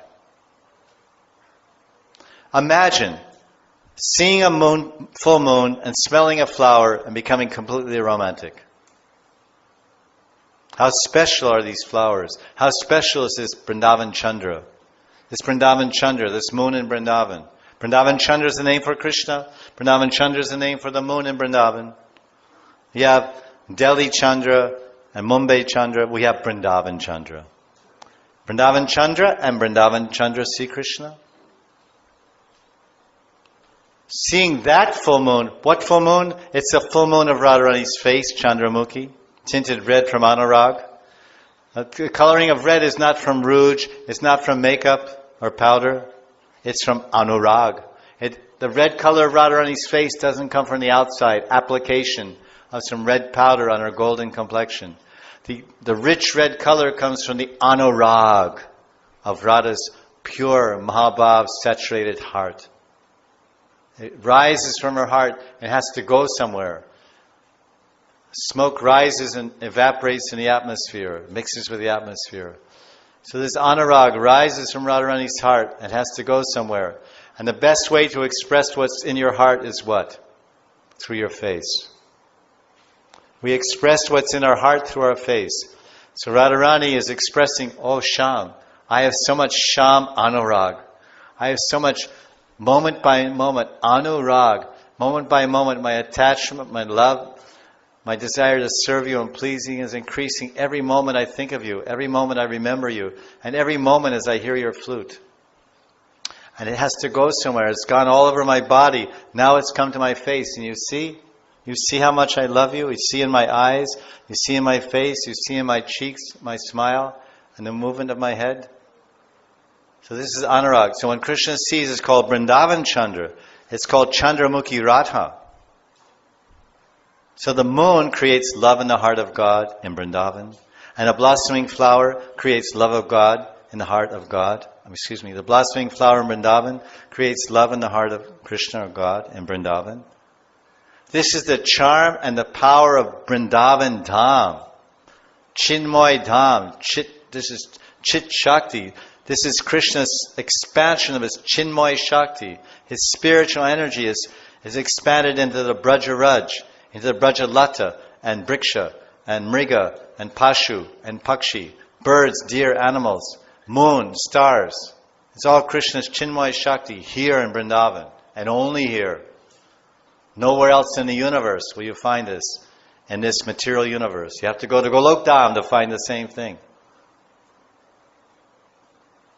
The environment, Parameshwara, Satchidananda Parameshwara, the cause of all causes, Bhagavan Sri Krishna, becomes controlled by moonshine and a flower. This is Adbhut, amazing, Chamatkar, wonderful. This is Vrindavan. This verse not only introduces the hero, the Nayak of the drama, the love story, divine love story, Bhagavan Sri Krishna, not a cowherd boy of a village in UP. Bhagavan, Swayam Bhagavan Sri Krishna. He's not a Vrindavan Gwal or UP Gwala. Swayam Bhagavan, Krishna's too, Bhagavan Swayam. That Bhagavan, he's going to dance in this rasa drama, in this celebration of love. And there'll be a full moon there, which is very nice. And it's midnight, very nice. Romantic time, romantic setting, romantic props, the props on a stage. Different trees painted on some cardboard, and there's some birds hanging here and there. The props on a prop, they call props in a stage production. And Act 1, Scene 1. And where will it be? It's in Vrindavan. What is Vrindavan? Vrindavan is Krishna's heart. Vrindavan is Krishna's heart expanded in varieties of colors and forms. Vrindavan Dham is simply Krishna's heart expanded into varieties of colors. Krishna's heart is expanded into the Vraja-Raj. Vrindavan mein kan bole. Shri Radha Radha. It's a beautiful song. It's good to dance to. It's nice to remember. But it's full of tattva siddhanta. Tattva siddhanta. It's not just a nice song. It's a beautiful song. The most beautiful song. It's the best of songs because it's all about Vrindavan Dham. It's all about Banki Bihari and Radha-Krishna and Radha Govinda. It's all about Shrasi Kosh Vrindavan. Manasik Prikrama. Say, Suniye, join me. Come, Manasik Prikrama ke saath. With Panditji. Go with Panditji around Vrindavan in your mind. Manasa Chakre. Your Manasa Chakre should go around in this Manasik Prikrama. As Krishna's mind is always turning around in Vrindavan. Krishna's mind is always turning. Rantam, Manasa Chakre. Our minds should always, Vrindavan may, Manasa Chakre. Vrindavan may, Manasa Chakre. Our mind should always turn around in Vrindavan. Because if you come to Vrindavan, Vrindavan will turn your mind around. Having lived here for 25 years, coming from America to Vrindavan, to a village, all my surroundings are interesting, to say the least. And the people are amazing, to say the least. And the relationships are unforgettable, to say the least. But it's so wonderful and sweet and charming, I can never leave. I never want to leave. Let me live here. Let me die here. Let me take rebirth here. Let me serve eternally in Vrajadam. This is my sankalp, my itcha. Ekitcha. Vrajadam is Krishna's Dham. Prem Dham Vrindavan. Radha Dham Vrindavan. They have guest houses. They have a guest house. This Dham, that Dham. But there's only one Dham. Shri Dham Vrindavan. Shri Radha. Hamaro Dana Radha, Shri Radha, Shri Radha, Jivana Dana Radha, Radha, Radha, Radha, Radha. Hamaro Dana Radha, Shri Radha, Shri Radha, Prema Dana Radha, Shri Radha, Shri Radha. Or Kuchne. Only Keval Radha. Shri Dham Vrindavan. There are many Dhams. Haridwar Dham, Badrinath Dham, Kedarnath Dham, Dwarka Dham, Jagannath Puri Dham. They're beautiful, sanctified, pure places. The abode of God, temples, mandirs, sacred Ganga, Yamuna, Pavitram Snan, Pavitram Darshan, Mangala Stitis, Mukti Dwaras. There's 7 cities in India, you get Mukti. If you die in these 7 cities, you get Mukti. Mathura, you get Mukti. Ayodhya, you get Mukti. Benares, you get Mukti. Dwarka, you get mukti. 7 different cities. And in that list from Padma Puran, you won't find Mumbai, New Delhi, would you believe Chennai? No, Pune for sure. No, even Pune you don't get mukti. Kashi, Ayodhya, Dwarka, Mathura, Haridwar, like the Raman, I forget, like this, there's 7 cities. Kanchi, I think Kanchi and Kanchipur or Vishnu, Kanchi in South India. There's 7 cities listed in Padma Puran. Muktipura. Muktipura means city or place of liberation. So they're dhams, Muktistan. Holy places, sacred places where one gets beyond. He leaves the world and goes to the spiritual sky. Mukti, liberation. But in all of Bharatvarsh, in all of India, Mother India, India, what is it, Bharat Mata. In all of Bharat Mata, Sab Bharat Mata, Sab Bharat Mata mein, Keval Ek, Shridam. Shridam is only one. Shridam, Vrindavan. Why? What does Shri mean? Does it mean Lakshmi Dham? Lakshmi Narayan Dham? No. Shri means Vrishubhanu Nandini. Vrishubhanu Nandini Radha. Shri Radha. Shri Radha. Shri Radha. Hamara Dana. Shri Radha. Shri Radha. Shri Radha. She's Shri. She's opulent. What is Radharani's opulence? Shri Radha. Radha means her opulence is puja. Shri means opulence. Shri means wealth. Shri means power, money, beauty. But Shri Radha, Radha means bhajan, bhaj, worship, aradhanam. So the highest opulence, the highest wealth, the greatest wealth that Radharani has, her Shri is Krishna Prem Seva. That makes her beautiful, it makes her famous. And she's the greatest worshipper, aradhanam, Radhika, Radha, Shri Radha. This holy Dham of Braj Dham, Trasikosh, is named Shri Dham Vrindavan. This is the Dham of Radharani. This is a Vrindavan of Radharani. So that's back to our point when I started by saying Vrindavan is an expansion of Krishna's heart. Because Krishna's heart is Radharani. So that's why Vrindavan mein kan bole Shri Radha Radha. Krishna's heart has become the kan, the Braja-raj, the Reti. Raman Reti, Raj, the dust of Vrindavan. It's Krishna's heart. So what is Krishna's heart chanting? What is Krishna chanting in his heart? Hamaro Dana Radha, Shri Radha, Shri Radha, Jivana Dana Radha, Shri Radha, Shri Radha, Prema Dana Radha, Shri Radha, Shri Radha, Pyari Ju, Shri Radha, Shri Radha, Shri Radha. Hamara Amara. Hamara Radha, Amara Radha. Radha is everything. There's one name for Radha. Her name is Govinda Sarvasva. Govinda Sarvasva. Radharani is made, her everything is Govinda. So do you think Krishna doesn't have a similar name? Krishna's other name is Radha Sarvasva. I'm Govinda, I am Gopinath, I'm Shyam Sundar, I'm Banki Bihari. I have so many beautiful names, Anantanam. But my most cherished name is Radha Sarvasva. My everything is Radha. This is, Vrindavan is Radha. So therefore the ground is chanting, the earth is chanting Radha. Vrindavan mein Latapati bole Shri Radha Radha. Vrindavan mein Latapati bole. In Vrindavan there is rate and there are trees. And the trees, there are creepers, Lata, Madhavi Lata, Malati Lata. And every leaf of every creeper is chanting Shri Radha. Because those leaves and creepers are Krishna. They're Krishna's expansion of his heart to serve Radha with beautiful flowers for her hair. And that tamal tree is a beautiful, the tamal briksha is an expansion of Krishna's heart. It's crooked like him, not very tall. It's a very humble tree because prem makes you humble. So tamal is kind of tree bungi. He's like this and like that, goes here and there, but he keeps very low to the ground. And his trunk of the tamal tree is beautiful, sham, glossy sham color. So Krishna expanded the tamal tree from his heart to serve Radha's dham.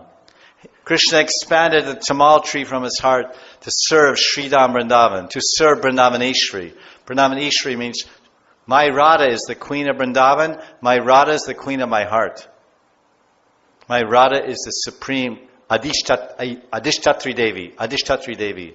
She is the origin of all Devis. She is the origin of all Shaktis. She is the origin of all love. She is the origin of all my happiness. She is the origin of all my bliss. She is Ladini Shakti. Swayam, Shri Radha. I know she loves to remember me. I know she wants to see me everywhere. So my heart will become a tamal tree. When Radharani's in Viraha Bhav, feeling separation from Krishna, Krishna Kahan, Krishna, then she'll see in the forest, when she runs to the forest, searching for Krishna. Krishna, where are you? I miss you. I need to serve you. I need to love you. I want to offer myself and everything to you. I can't find you. Where are you? Why are you so delayed in coming? What is keeping you back? What's happening? And then she sees a tamal tree. This is called Prem Vivart. Prem Vivart. Vivart. Transformation. Bewilderment. Sham! Because there's one peacock, one more. One more is sitting in the tree, sleeping. And his tail is hanging down. The beautiful male peacock's tail, with all that peacock feathers, beautiful eyes and iridescent blue and green, is hanging down. And just a few feathers are here, coming between the leaves. Sham's more pakri, more mukut. This is Sham's more mukut, and Sham's Tribanga Sham Sundar. And he's so glossy and black under the moonlight. Sham! And she runs, she embraces that tree. That tamal tree is Krishna. Tamal Krishna. That tamal tree is Krishna's heart. These are the trees in Vrindavan. So that's why the leaves on that tree are chanting, Vrindavan me, latapati bhi bole, Shri Radha Radha. Nidhi me bandur bole, Shri Radha Radha. Those are Krishna's monkeys. The monkeys have expanded from Krishna's heart, believe it or not. Not these monkeys today, those monkeys. The monkeys of 5,000 years ago, they came from Krishna's heart. These monkeys came from, I don't know, somewhere. Actually, they're the same, but we can't see it. This is Vrindavan. The Manasa Chakra. I'm trying to turn everyone's mind to Vrindavan. Vrindavan, Manasa, Sublog, Vrindavan, Manasa Chakra. I'm trying to turn everyone's mind towards Vrindavan. Just like if you see some special movie on TV about Hawaii. That movie, the purpose of that movie, it's been made by the tourist industry of Hawaii. So they're going to show you a movie in Delhi on your cable TV all about Hawaii, the waves, the sun, the surf, and all these things. And when you watch that movie and hear about it and see all the pictures of Hawaii, then your mind will turn, yes? Hey, let's go on our vacation. Why don't we go to Hawaii? Oh, that's a good idea. So I'm trying to turn your mind to Vrindavan. Hey, we have a vacation. Let's go on a Braj Yatra. Let's go to Vrindavan and see Banki Bihari, Radharaman, Jamunaji, Giriraj, Varsana, Nandagaon. And all the gopis carrying pani kumbhas on their heads. And all the gai and choti choti gai, choti choti gwal. This is Manasya Chakra. Krishna's mind is turning to the love of the gopis. So this is incredible. That Krishna, Bhagavan Sri Krishna, he is described throughout Shastras, and we've already mentioned, he is aptakam.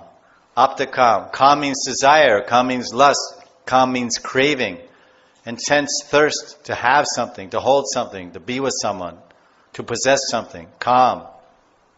Desire. Burning, pushing, attracting, enticing, agitating, compelling, disturbing. Everyone. Kamicha. But Krishna's aptakam. That means that Bhagavan and realized souls, Atmaram Munis, they're aptakam. They have no desire remaining to be fulfilled. They are self-sufficient. They're not lacking anything. They don't need anything. They don't want anything of this world. They're niskinchan. So Krishna is a parampara niskinchan. He's Bhagavan. Simply remembering Krishna, become pure. Om apavitra pavitra va sarvavastam gatopi va yak smarit pundarikaksham yas sabaya yantara suchi Sri Vishnu Sri Vishnu Sri Vishnu. This is Achmaniyam, Rachman mantra.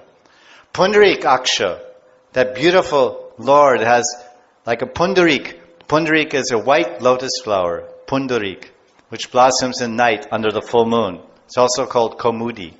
Komudi or pundarik. So the corners, Krishna's eyes, the corners are whitish, with slight red because of his anurag for Radha. Very beautiful, like a lotus petal, a white lotus petal. Pundarik Aksha. Apavitra, pavitra. If you're impure or if you're pure. If you're pure and remember Krishna, you'll become more pure. If you're impure and remember Krishna, you become more pure. Yab-yantara suchi. If you're inside and remember God, you'll become pure. If you're outside, you'll become pure. So this is Krishna. He's pure. Pavitram Bhagavan. So he cannot be sullied. He cannot be dirtied. He cannot be soiled or contaminated by any mundane lust, anger, greed, envy, etc. Krishna is Kameshvara. Krodeshvara, Kameshvara, Lobeshvara. He can control. If we surrender to Krishna, our lobe can be controlled.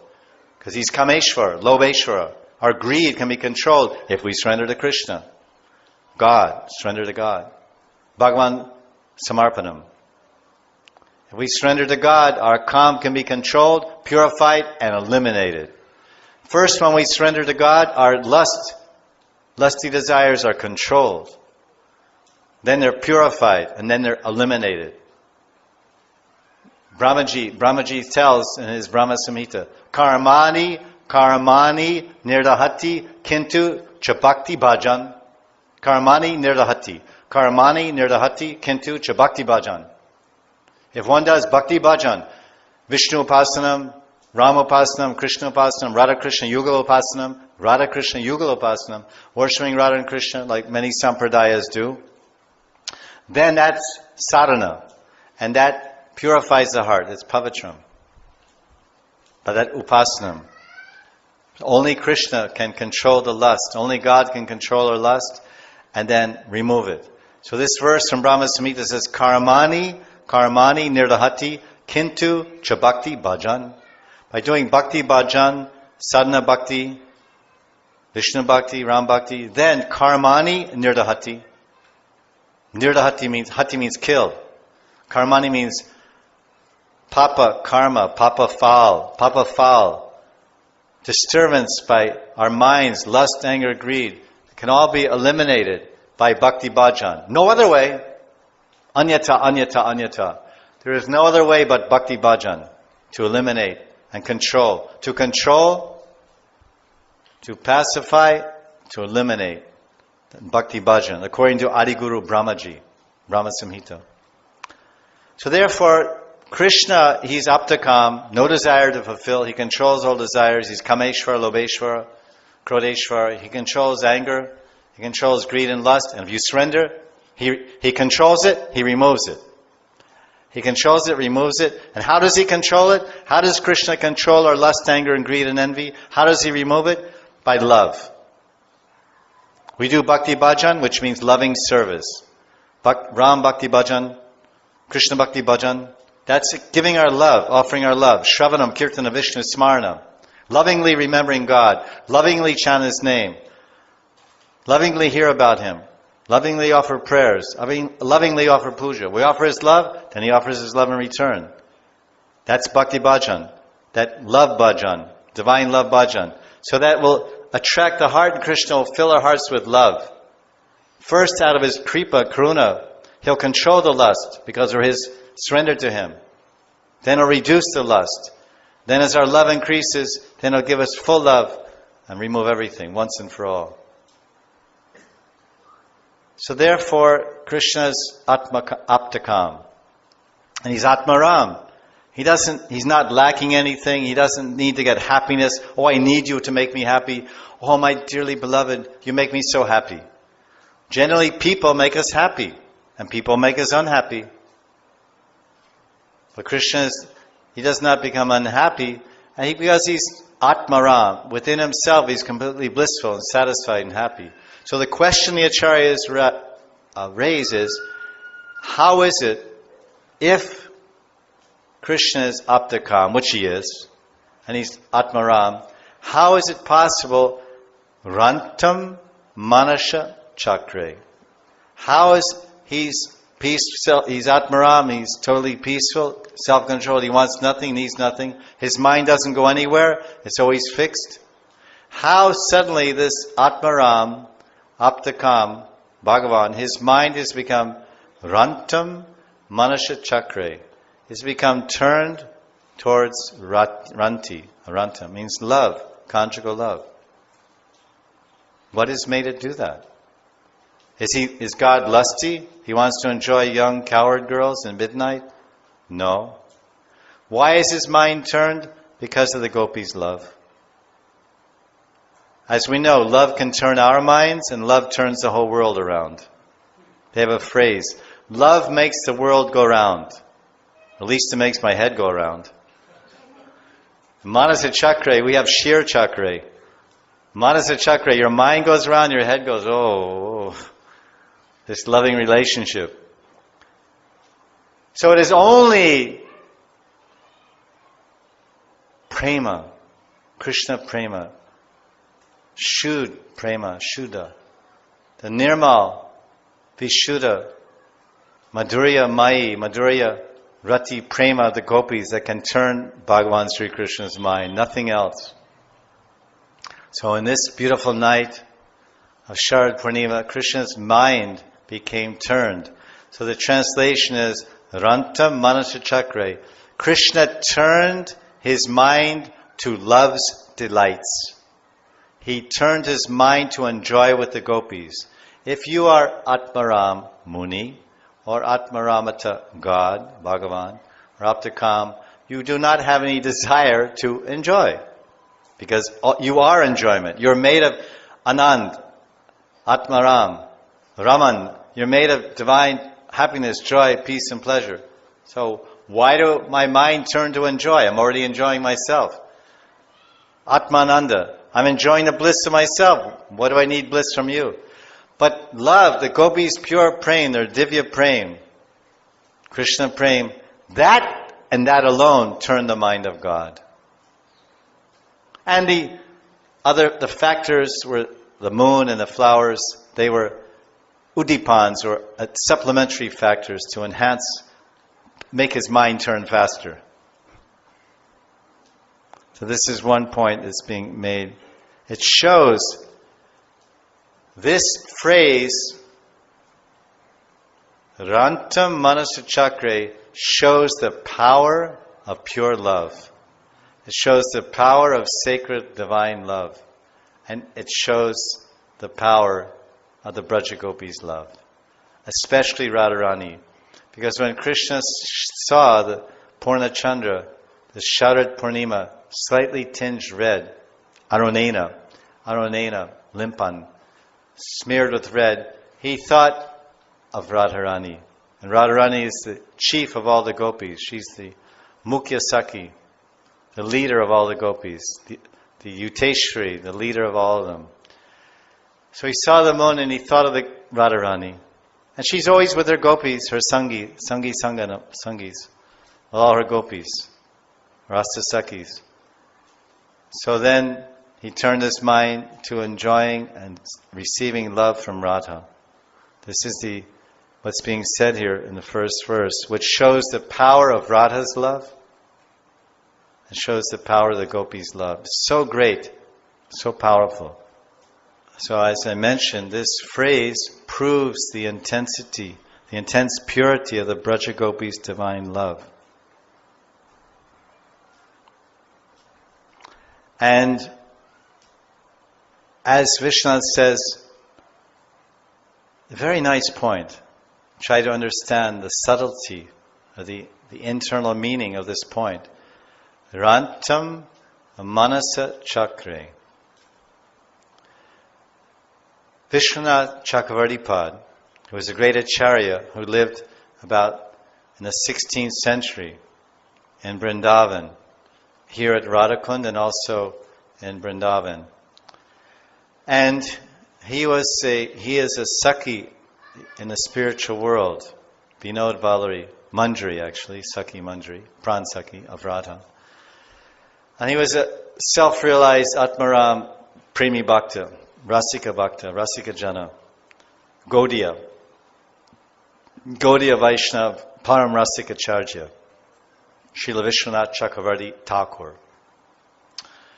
And he's saying that this phrase from 29:1 of Dasama Skanda, Raasa Lila introduction, Rantam Manasa Chakre, it indicates that the rasa dance with Krishna and the gopis is not a superficial affair. It's not an external dance. Because the key word here is Manasa Chakra. Krishna's mind became turned to Rantam. Rantam means loving affairs, amorous affairs. Generally, when we of this world, we think of amorous affairs between men and women, we think that that's going to be something to do with our material bodies. The man and woman's bodies will meet together and exchange amorous pleasantries. But here, this word manasa, manas means mind, that this whole affair, this dance, this exchange of love is all going on in the minds of Radha and Krishna. It's not a physical affair. It's not a physical or body exchange. It's because man means mind, but it also means heart. It's a dance of hearts. The rasa dance is a dance of hearts. When Krishna and Radha and all the gopis dance, hearts are dancing together in euphoria, in a celebration of divine love, the rasa of love. And when Radha and Krishna embrace in the rasa dance, or the gopis embrace Krishna, it is heart-to-heart embrace. Hearts are embracing, not bodies. And bodies are not dancing. So this is the point he wants to make. It's not a superficial affair. And Srila Prabhupada, he in his tika on this phrase, Srila Prabhupada, he says that he refers to Vishnu Puran and Harivamsha Puran. In reference to this particular point, in the Vishnu Puran, Vyasadeva is using the word maniyan, that the word maniyan is applied to Sri Krishna, that Krishna, Rantam Manasa Chakre, we have this concept of first before we can physically respect or show honor to someone, we must mentally honor someone. In our mind, if it's genuine external respect, offering dandavats or offering pranams, or namaste, Prabhu, accept my humble greetings, my obeisances, namaste. But firstly, in the mind must be in a position of honoring and respecting that person. So Vishnu Puran, Harivamsa Puran uses the word maniyan. The Rantam Manasa Chakra, Krishna's mind became turned, which means he was, with his mind, Krishna was showing honor to the gopis. Man, respect. With his mind, Bhagavan Sri Krishna was showing honor and respect to his pure devotees. He was respecting them because his mind turned toward them in a humble, loving way. And then to honor and to respect Maniyan, his dear devotees, the cowherd damsels of Vraja-bhumi, then he went to the Rasastali in Vamshivat and he vibrated his Vansuri gun, the sweet song of his flute, to satisfy the gopis' desires, to enjoy the ras and please him in that way. This is the tika of my guru. The word maniyan means Krishna wanted to honor the gopis' love and respect the gopis' love. That's why he danced in the rasa dance. just see the mind and heart swabhava of Bhagavan Sri Krishna, Vrindavan Sri Krishna. As I mentioned briefly earlier, that Krishna's mind turned also to uphold the promise to the virgin girls of Vrindavan. When God makes a promise, He never breaks it. You know, in Kali Yuga, all of us know, that we often promise something. We promise the Guru to follow some yamas and niyamas, and we break our promise to the Guru, God's representative. And we promise our wives or husbands to uphold and follow certain principles and certain actions in the relationship, and we often break sometimes, unfortunately. So we often in this age break our promises, but there's one person everyone can always count on, and always depend on, and always look up to and forward to. That's Bhagavan Sri Krishna, Ram or Vishnu. God never breaks His promise. You surrender unto me, I reward you accordingly. You surrender 10%, I reciprocate 10%. This is my promise in Bhagavad Gita, 4th chapter, in the 11th verse. Yeyatam mam prapadyante. You surrender to me, I surrender to you. I promise. As much as you promise to serve me and love me, I promise to reciprocate. In fact, our Guru, Srila Prabhupada, he went one step further. He said, actually, Krishna is not revealing his whole heart here. He's saying, you surrender 10 steps, I'll surrender 10 steps.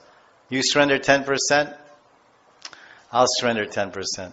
My Gurudev says that actually, if we conditioned souls who are suffering so many miseries in this material world, adhyatmika klesh, adhibautika klesh, adhidaivika klesh, miseries of our body and minds, miseries caused by other living entities, miseries caused by nature, too hot, too cold, too much rain, flooding, etc.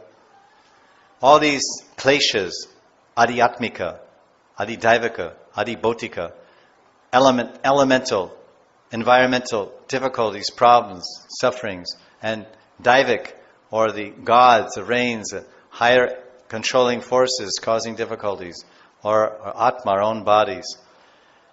He said that Krishna, this is a miserable place, but Gurudev said that if we take one step towards Krishna, He'll take 10 steps towards us. This is the karuna of Krishna. Just take one step, He'll run 10 steps. So he's upholding his promise to the Braja Gopis that he met and took their clothes from those kanyas.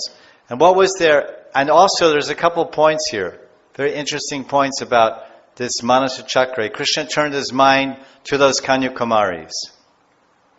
Those Kanyakumaris, those Braja Kumaris who worship Katyayani in her form as Yogamaya, the internal Shakti. Durga, there's Durga, and then there's internal and external representations of the Shakti. Mahamaya and Yogamaya. And for two reasons, with these particular kanyas, Krishna upheld his promise. I promise you in the future nights, we will spend many, many future nights together. And you'll be my wife and I'll be your husband. And now is the night of the Rasa dance. Brahma Ratra Upavrate. Brahma Ratra Upavrate. That Sharad Purnim would go on for millions of nights. One day of Brahma. This is told in chapter 33, verse 30 of Rasa Panchadaya. So what did they do? It was Mrigashirsha month, and all these Kanyakumaris, they got up before dawn, Pratak Snan, Suve Snan. And as you know, in North India, in November and December, it's frigid cold, very, very cold. And all the gopis in Barsana and Anjakot and all these different villages where the Sakhis come from, Onchagaon and Barsana and Rakoli, and there's many villages where the Sakhis come from.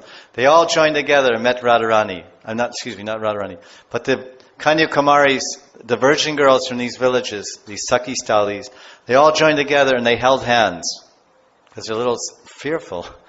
It's still dark. It's way before sunrise, 1 hour before sunrise. They held hands and they ran together down to the Yamuna at Chirgat, what became known as Chirgat. And that running through the cold, it's so cold in November, December, when you exhale, you see vapor come from your mouth. It's very cold, especially early in the morning. And how cold is the Yamuna? Bahut thanda. Bahut thanda. Bahut thanda. Very, very cold. Yamuna ji. And they went to the banks of the Yamuna. And then they would take their clothes, as custom in the village, an ancient custom, even today in Bengal and other villages. There's separate pokors. Pokors or bathing ghats. The ladies' bathing ghat or the men's bathing ghat. The ladies go there and they can bathe there, remove their clothes and bathe. Only the ladies together. Segregated, secluded bathing areas. Pokors means inland lakes in Bengal and other places. So they took off their clothes, they did a complete pavitram snan. Then they got dressed in fresh cloth for puja, the proper cloth for puja, Katyayani puja. They made a beautiful murti out of Yamuna reti, Yamuna sand, a murti of Katyayani. And they had all puja samagri, all the paraphernalia for worshipping the Devi, the goddess, Durga, Katyayani. And they had a sankalp. They took a 1-month brat, Mrigashirsha brat. We'll get up early in the morning, even before, practically just at Brahma Muhurta time, an hour and a half before sunrise, 4 o'clock in the morning. Run to the Yamuna together and do Katyayani Puja, Yogamaya. And they chanted a mantra, which is in 22nd chapter of the Bhagavatam. Katyayani Mahamaye Mahayogyan Yadishwari Nandagopam Sutam Devi Patim Me Kurute Namaha. Patim Me Kurute Namaha. Nanda Gopa Sutam.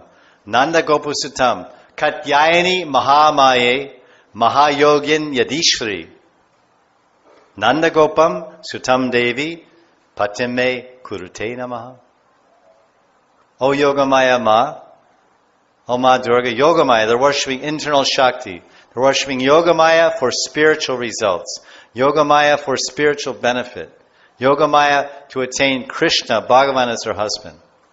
So then Krishna came and fulfilled her desires. Because Yogamaya is Krishna's internal Shakti, Antaranga Shakti, his Sarup Shakti, Yogamaya. She's his expansion. So they're worshipping Yogamaya to be connected, yoga, with Krishna. So he came and he fulfilled her desire on Purnima. He said, your sankalpa bhavatu. It will happen. 1 year from now, I will be your husband for millions of nights. How many husbands does one have in millions of nights? In millions of nights, we take hundreds of births. And millions of nights, that means hundreds of births and hundreds of wives and hundreds of husbands. But that one Kanyakumari and that one Krishna as Pati, Patni, and this relationship with the Kanyakumaris, they were together for millions of nights, which means life after life after life, eternally connected. Because they're now Nitya Siddha. They become Nitya Siddha from their sadhana. And who were these gopis? Who were these Kanyakumaris? Were they simply some village girls? They were the Dandakaranya sages, the Rishichari Munis. It's told in Skanda Puran, Padma Puran. These Kanyakumari gopis,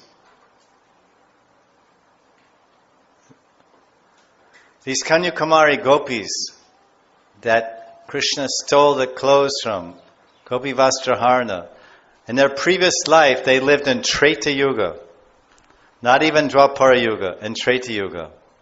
And they saw Ramachandra in the jungle, in the Dandakaranya forest.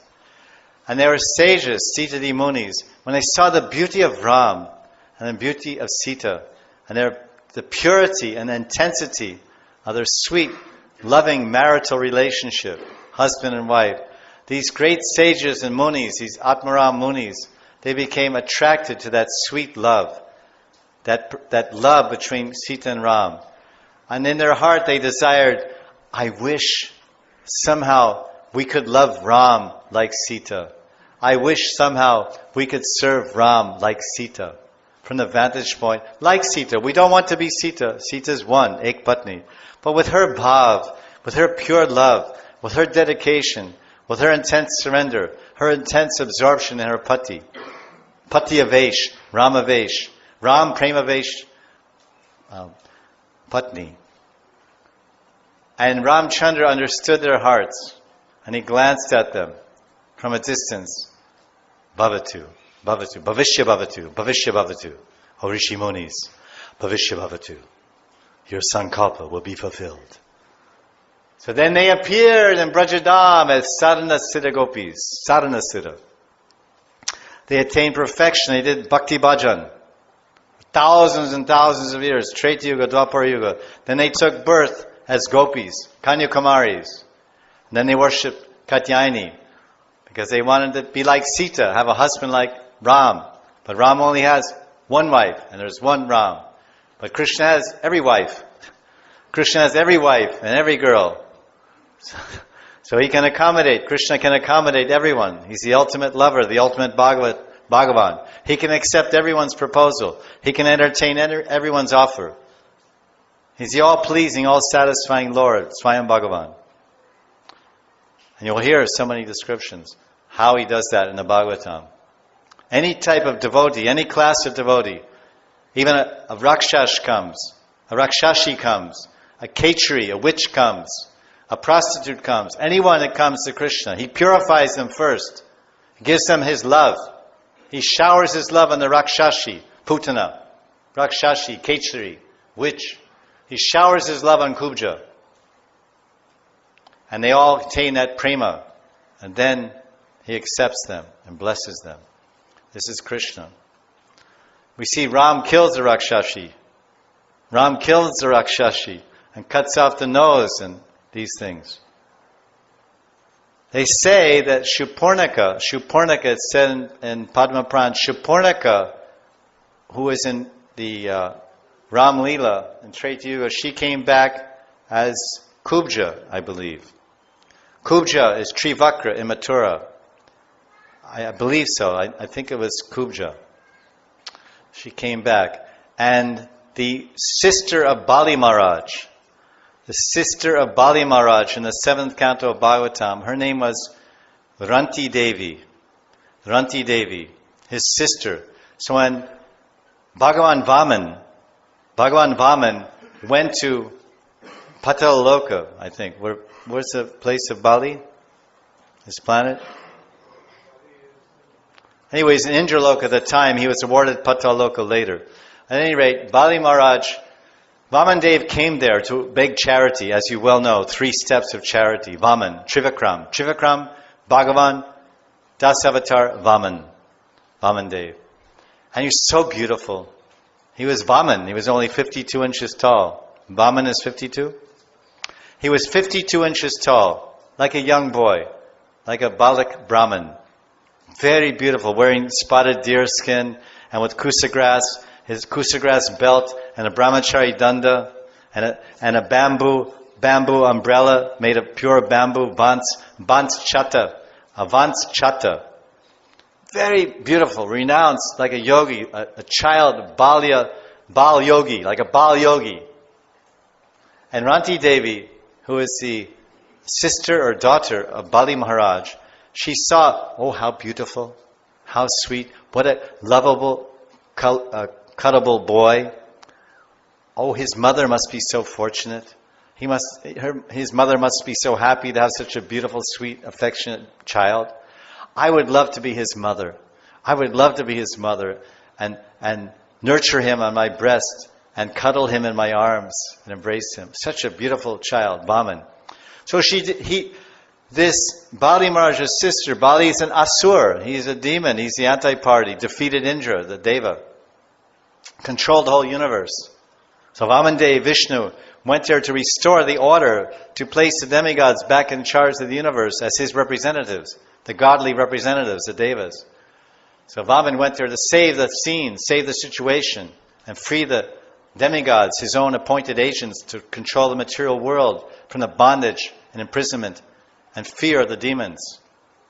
Bali Maharaj. Of course, he's also a devotee, which we see in that story in the 8th canto of the Bhagavatam. So she felt motherly feelings, and she was offering in her mind she was actually glorifying Vaman. Vaman Stuti. She was actually glorifying him. Oh, he's so beautiful. He's so attractive. His mother must be so fortunate. This is Uttam Shloka. She, in her own way, she was actually doing Kirti. Vaman Kirti. Haribol. She was glorifying Vamanadev. And Krishna accepted that. And he accepted that, so he purified her heart by accepting her heartfelt wishes and prayers. And he also made an arrangement in his heart. Yes, I will fulfill your desire in the future. But something turned. Manasa Chakre. Ranti Devi's mind turned like a wheel. She had motherly feelings, loving feelings, worshipful, grateful feelings, honoring feelings, prayerful feelings, and desiring to be his divine sweet mother. But then something happened. Something changed her mind. Her mind turned, Manasa Chakre, and it went somewhere else. From love, her mind turned from love to hate. Have you ever experienced that? You love someone and suddenly you hate them. Because your love is material and so is your hate. But spiritual love, there's no room for hate. Real love, there's no hate. Love God, love everyone. Don't love God, can't love anyone. Love God, love everyone. Don't love God, can't really love anyone. So her mind turned. She wanted to love God and serve God, Vaman, Bhagavan Vaman. But then, remember, Ranti Devi is a princess. She's Kshatriya, royalty. She has dignity, pride, power, courage, like a king. You've heard of the Rani of Jhansi? The famous Rani of Jhansi. She was the queen of a great king who was defeated in battle. She jumped on the horse and held his sword in her hand. Yes? And she ran to attack the enemy with such fierce power to defend her husband. And she died in battle. Is it right? She died in battle. A great courageous woman, Kshatriya, chivalrous, courageous, fearless, attached to her husband. Do or die. Live with my husband or die. He's dead, then I'll fight to save his kingdom, to save his children, to save my children, his progeny and praja, his offspring. What virtue, what dharma. Rani of Jhansi, famous lady in Indian history. Is it right? Yes. I'm very moved by such personalities, very inspired by such Indian great saints and kings and rishis, very inspiring, real religious exemplars and acharyas of their own varna. She's a Kshatriya acharya, an acharya, teacher of Kshatriya dharma, and so many others, hundreds. So now, back to Ranti Devi, down in Patala Loka or Indraloka, wherever Vamanadeva appeared to, I think he was in Indraloka, and Bali was ruling there and kicked out Indra, seized his kingdom. So Vamanadeva went there to beg charity, I believe. Anyway, the scene is correct. So Ranti Devi, his daughter, or sister, I think sister, then she had these motherly, sweet motherly, godly feelings, dharmic feelings. But then her brother, Bali Maharaj, the Jagat Raj, Jagat Samrat, the emperor of the entire universe, he was bound with Nagapash. Vishnu, Vaman's Nagapash, snake rope, because he offered 3 steps. Vamanadev took 2 steps. He took 2 steps and he finished the whole universe. Hey Bali, you have so much wealth, you've conquered the universe. I took 1 step and covered Bur, another step and covered Swa. Now what? Do you have any more kingdom? Do you have any more wealth? Can you offer anything? He said, gee, my pockets are empty. My pockets are empty. I don't have anything. So he was bound because he didn't uphold his promise. I promised to give you 3 steps of land. He broke his promise. Another example of breaking your promise. Bali broke his promise.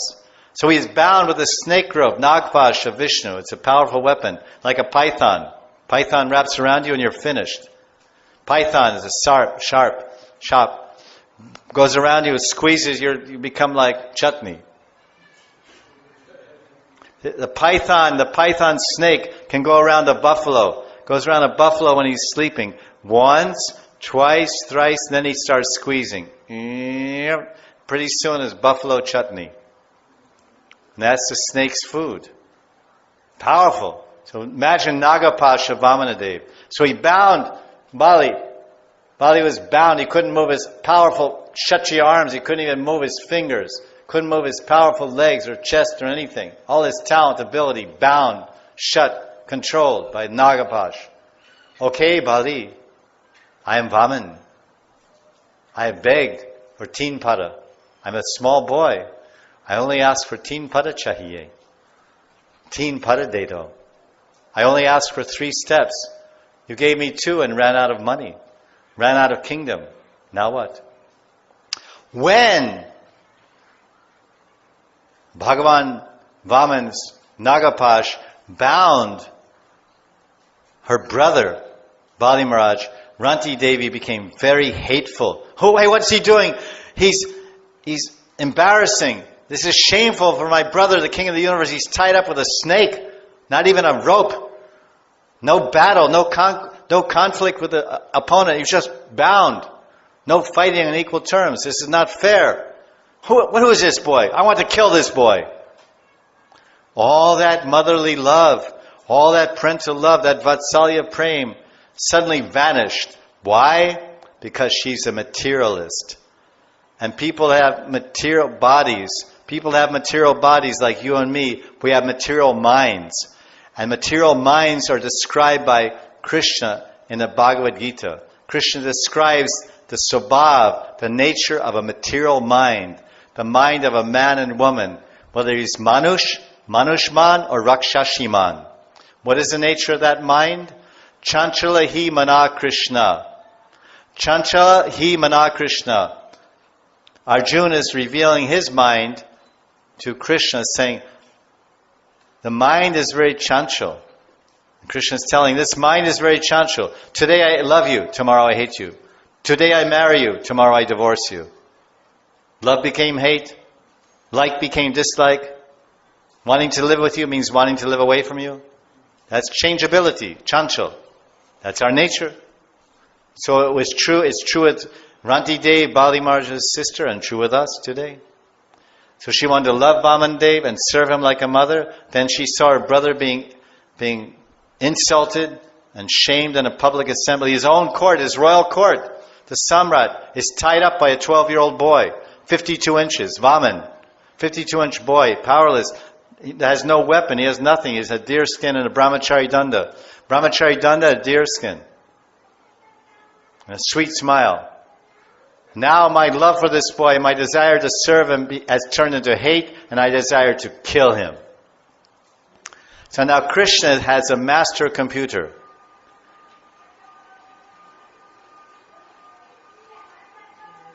Krishna has to synthesize all these bhavas, synthesize all these moods, and bring the result. So she wanted to be a mother. She wanted to offer her breast as a mother. So Krishna said, okay, Bhavatu. She wanted to kill him. Krishna said, okay, Bhavatu.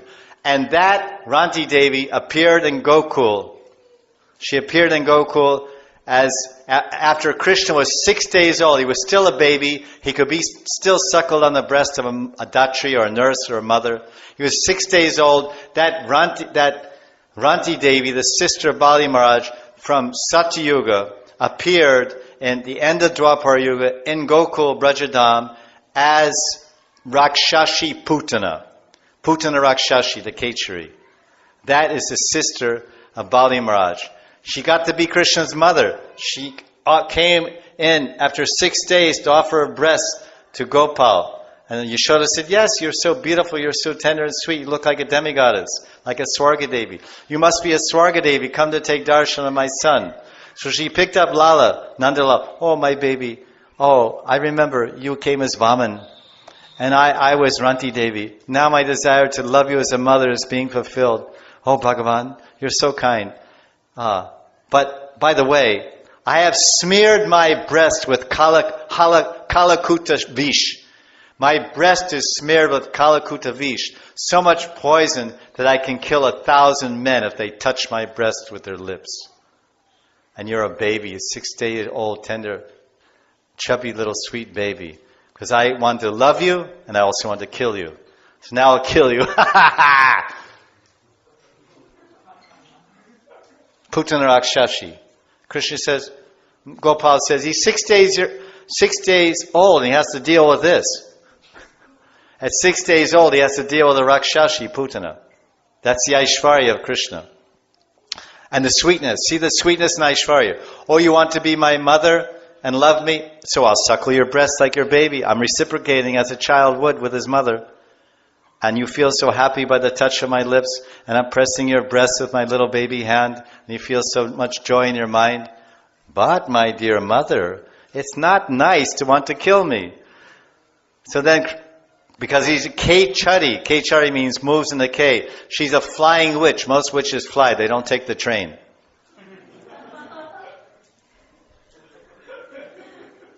Most witches, K-charis, they fly. They don't take the express train. Because K means sky and chari means to move. K-chari.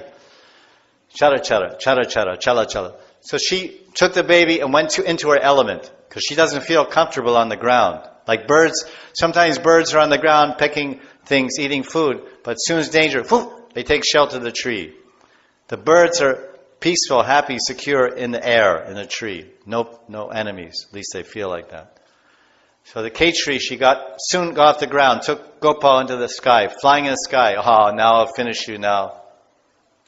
And then, oh, child, leave me, I can't breathe, my life. And boom, she's finished. Krishna killed her. Because Krishna cannot tolerate hatred. He can accept love. He can reciprocate with love.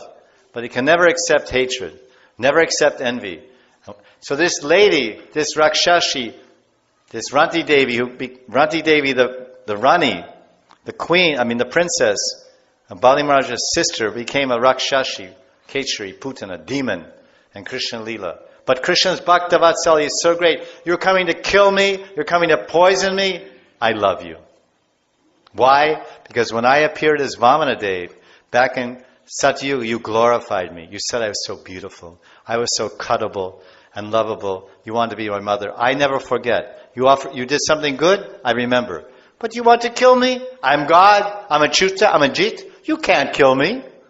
So it's either you go or I go. So, bye. You go. So Krishna killed the Rakshashi. He killed that envy. He killed that hatred. And he didn't even punish her after that and send her to hell. Okay, you came to kill me, but you want to be my mother. I accept the good of your heart. I reject the bad. That's a good intention, good desire to love me like a mother. But to kill me, kill God? God is not dead. God never dies. God was never born. God always is, and He never dies. And I'm God. I'm Gopal. So, you want to love me? I accept the good in you, and I reject the bad. And that's how we should all live. We should accept the good in each other and reject the bad. Something good in each other, appreciate it, worship it, serve it, love it. Something bad, forget about it, ignore it, don't pay any attention. This is one lesson from Rakshashi Mardana, Putana Mardana. Krishna accepted the good, the virtue, the sweetness, the dharma, the love, the affection, the desire to serve in her heart. Oh, hatred, envy, you want to kill me? Then Krishna rejected that. He sucked it out. It was coming out of her breast. When Krishna was sucking out her breast, he was not only taking out her pran, her life air, and killing her, but he was doing breast surgery. Krishna was doing breast surgery on Putana. What was he taking out? First he took out the envy and hatred. And he took out the greed and lust. And then he said, now your heart is good. So let me finish you while you're in a good position. Like if you play cricket and you get to the top, it's a good time to retire.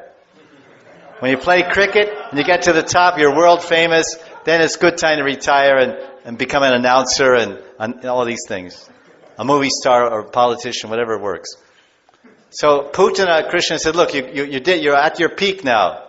I'm accepting your love, your Vatsalya, Bhav, now I'll kill you, I'll finish you, let you stop while you're ahead. Finish your career. So I'll kill your envy, kill your hatred, and you're finished. Give up this body. Give up this Rakshashi body. Rakshashi. Give up this Putana demon body. This Kechari. Very bad, but your heart is very good. Your body is very bad. Your desire is bad, but your heart is good. So Putana, I accept that. And because I love you so much, and I reciprocate according to your love, I'm not going to kill you and send you to Yamaraj forever. Which you deserve to.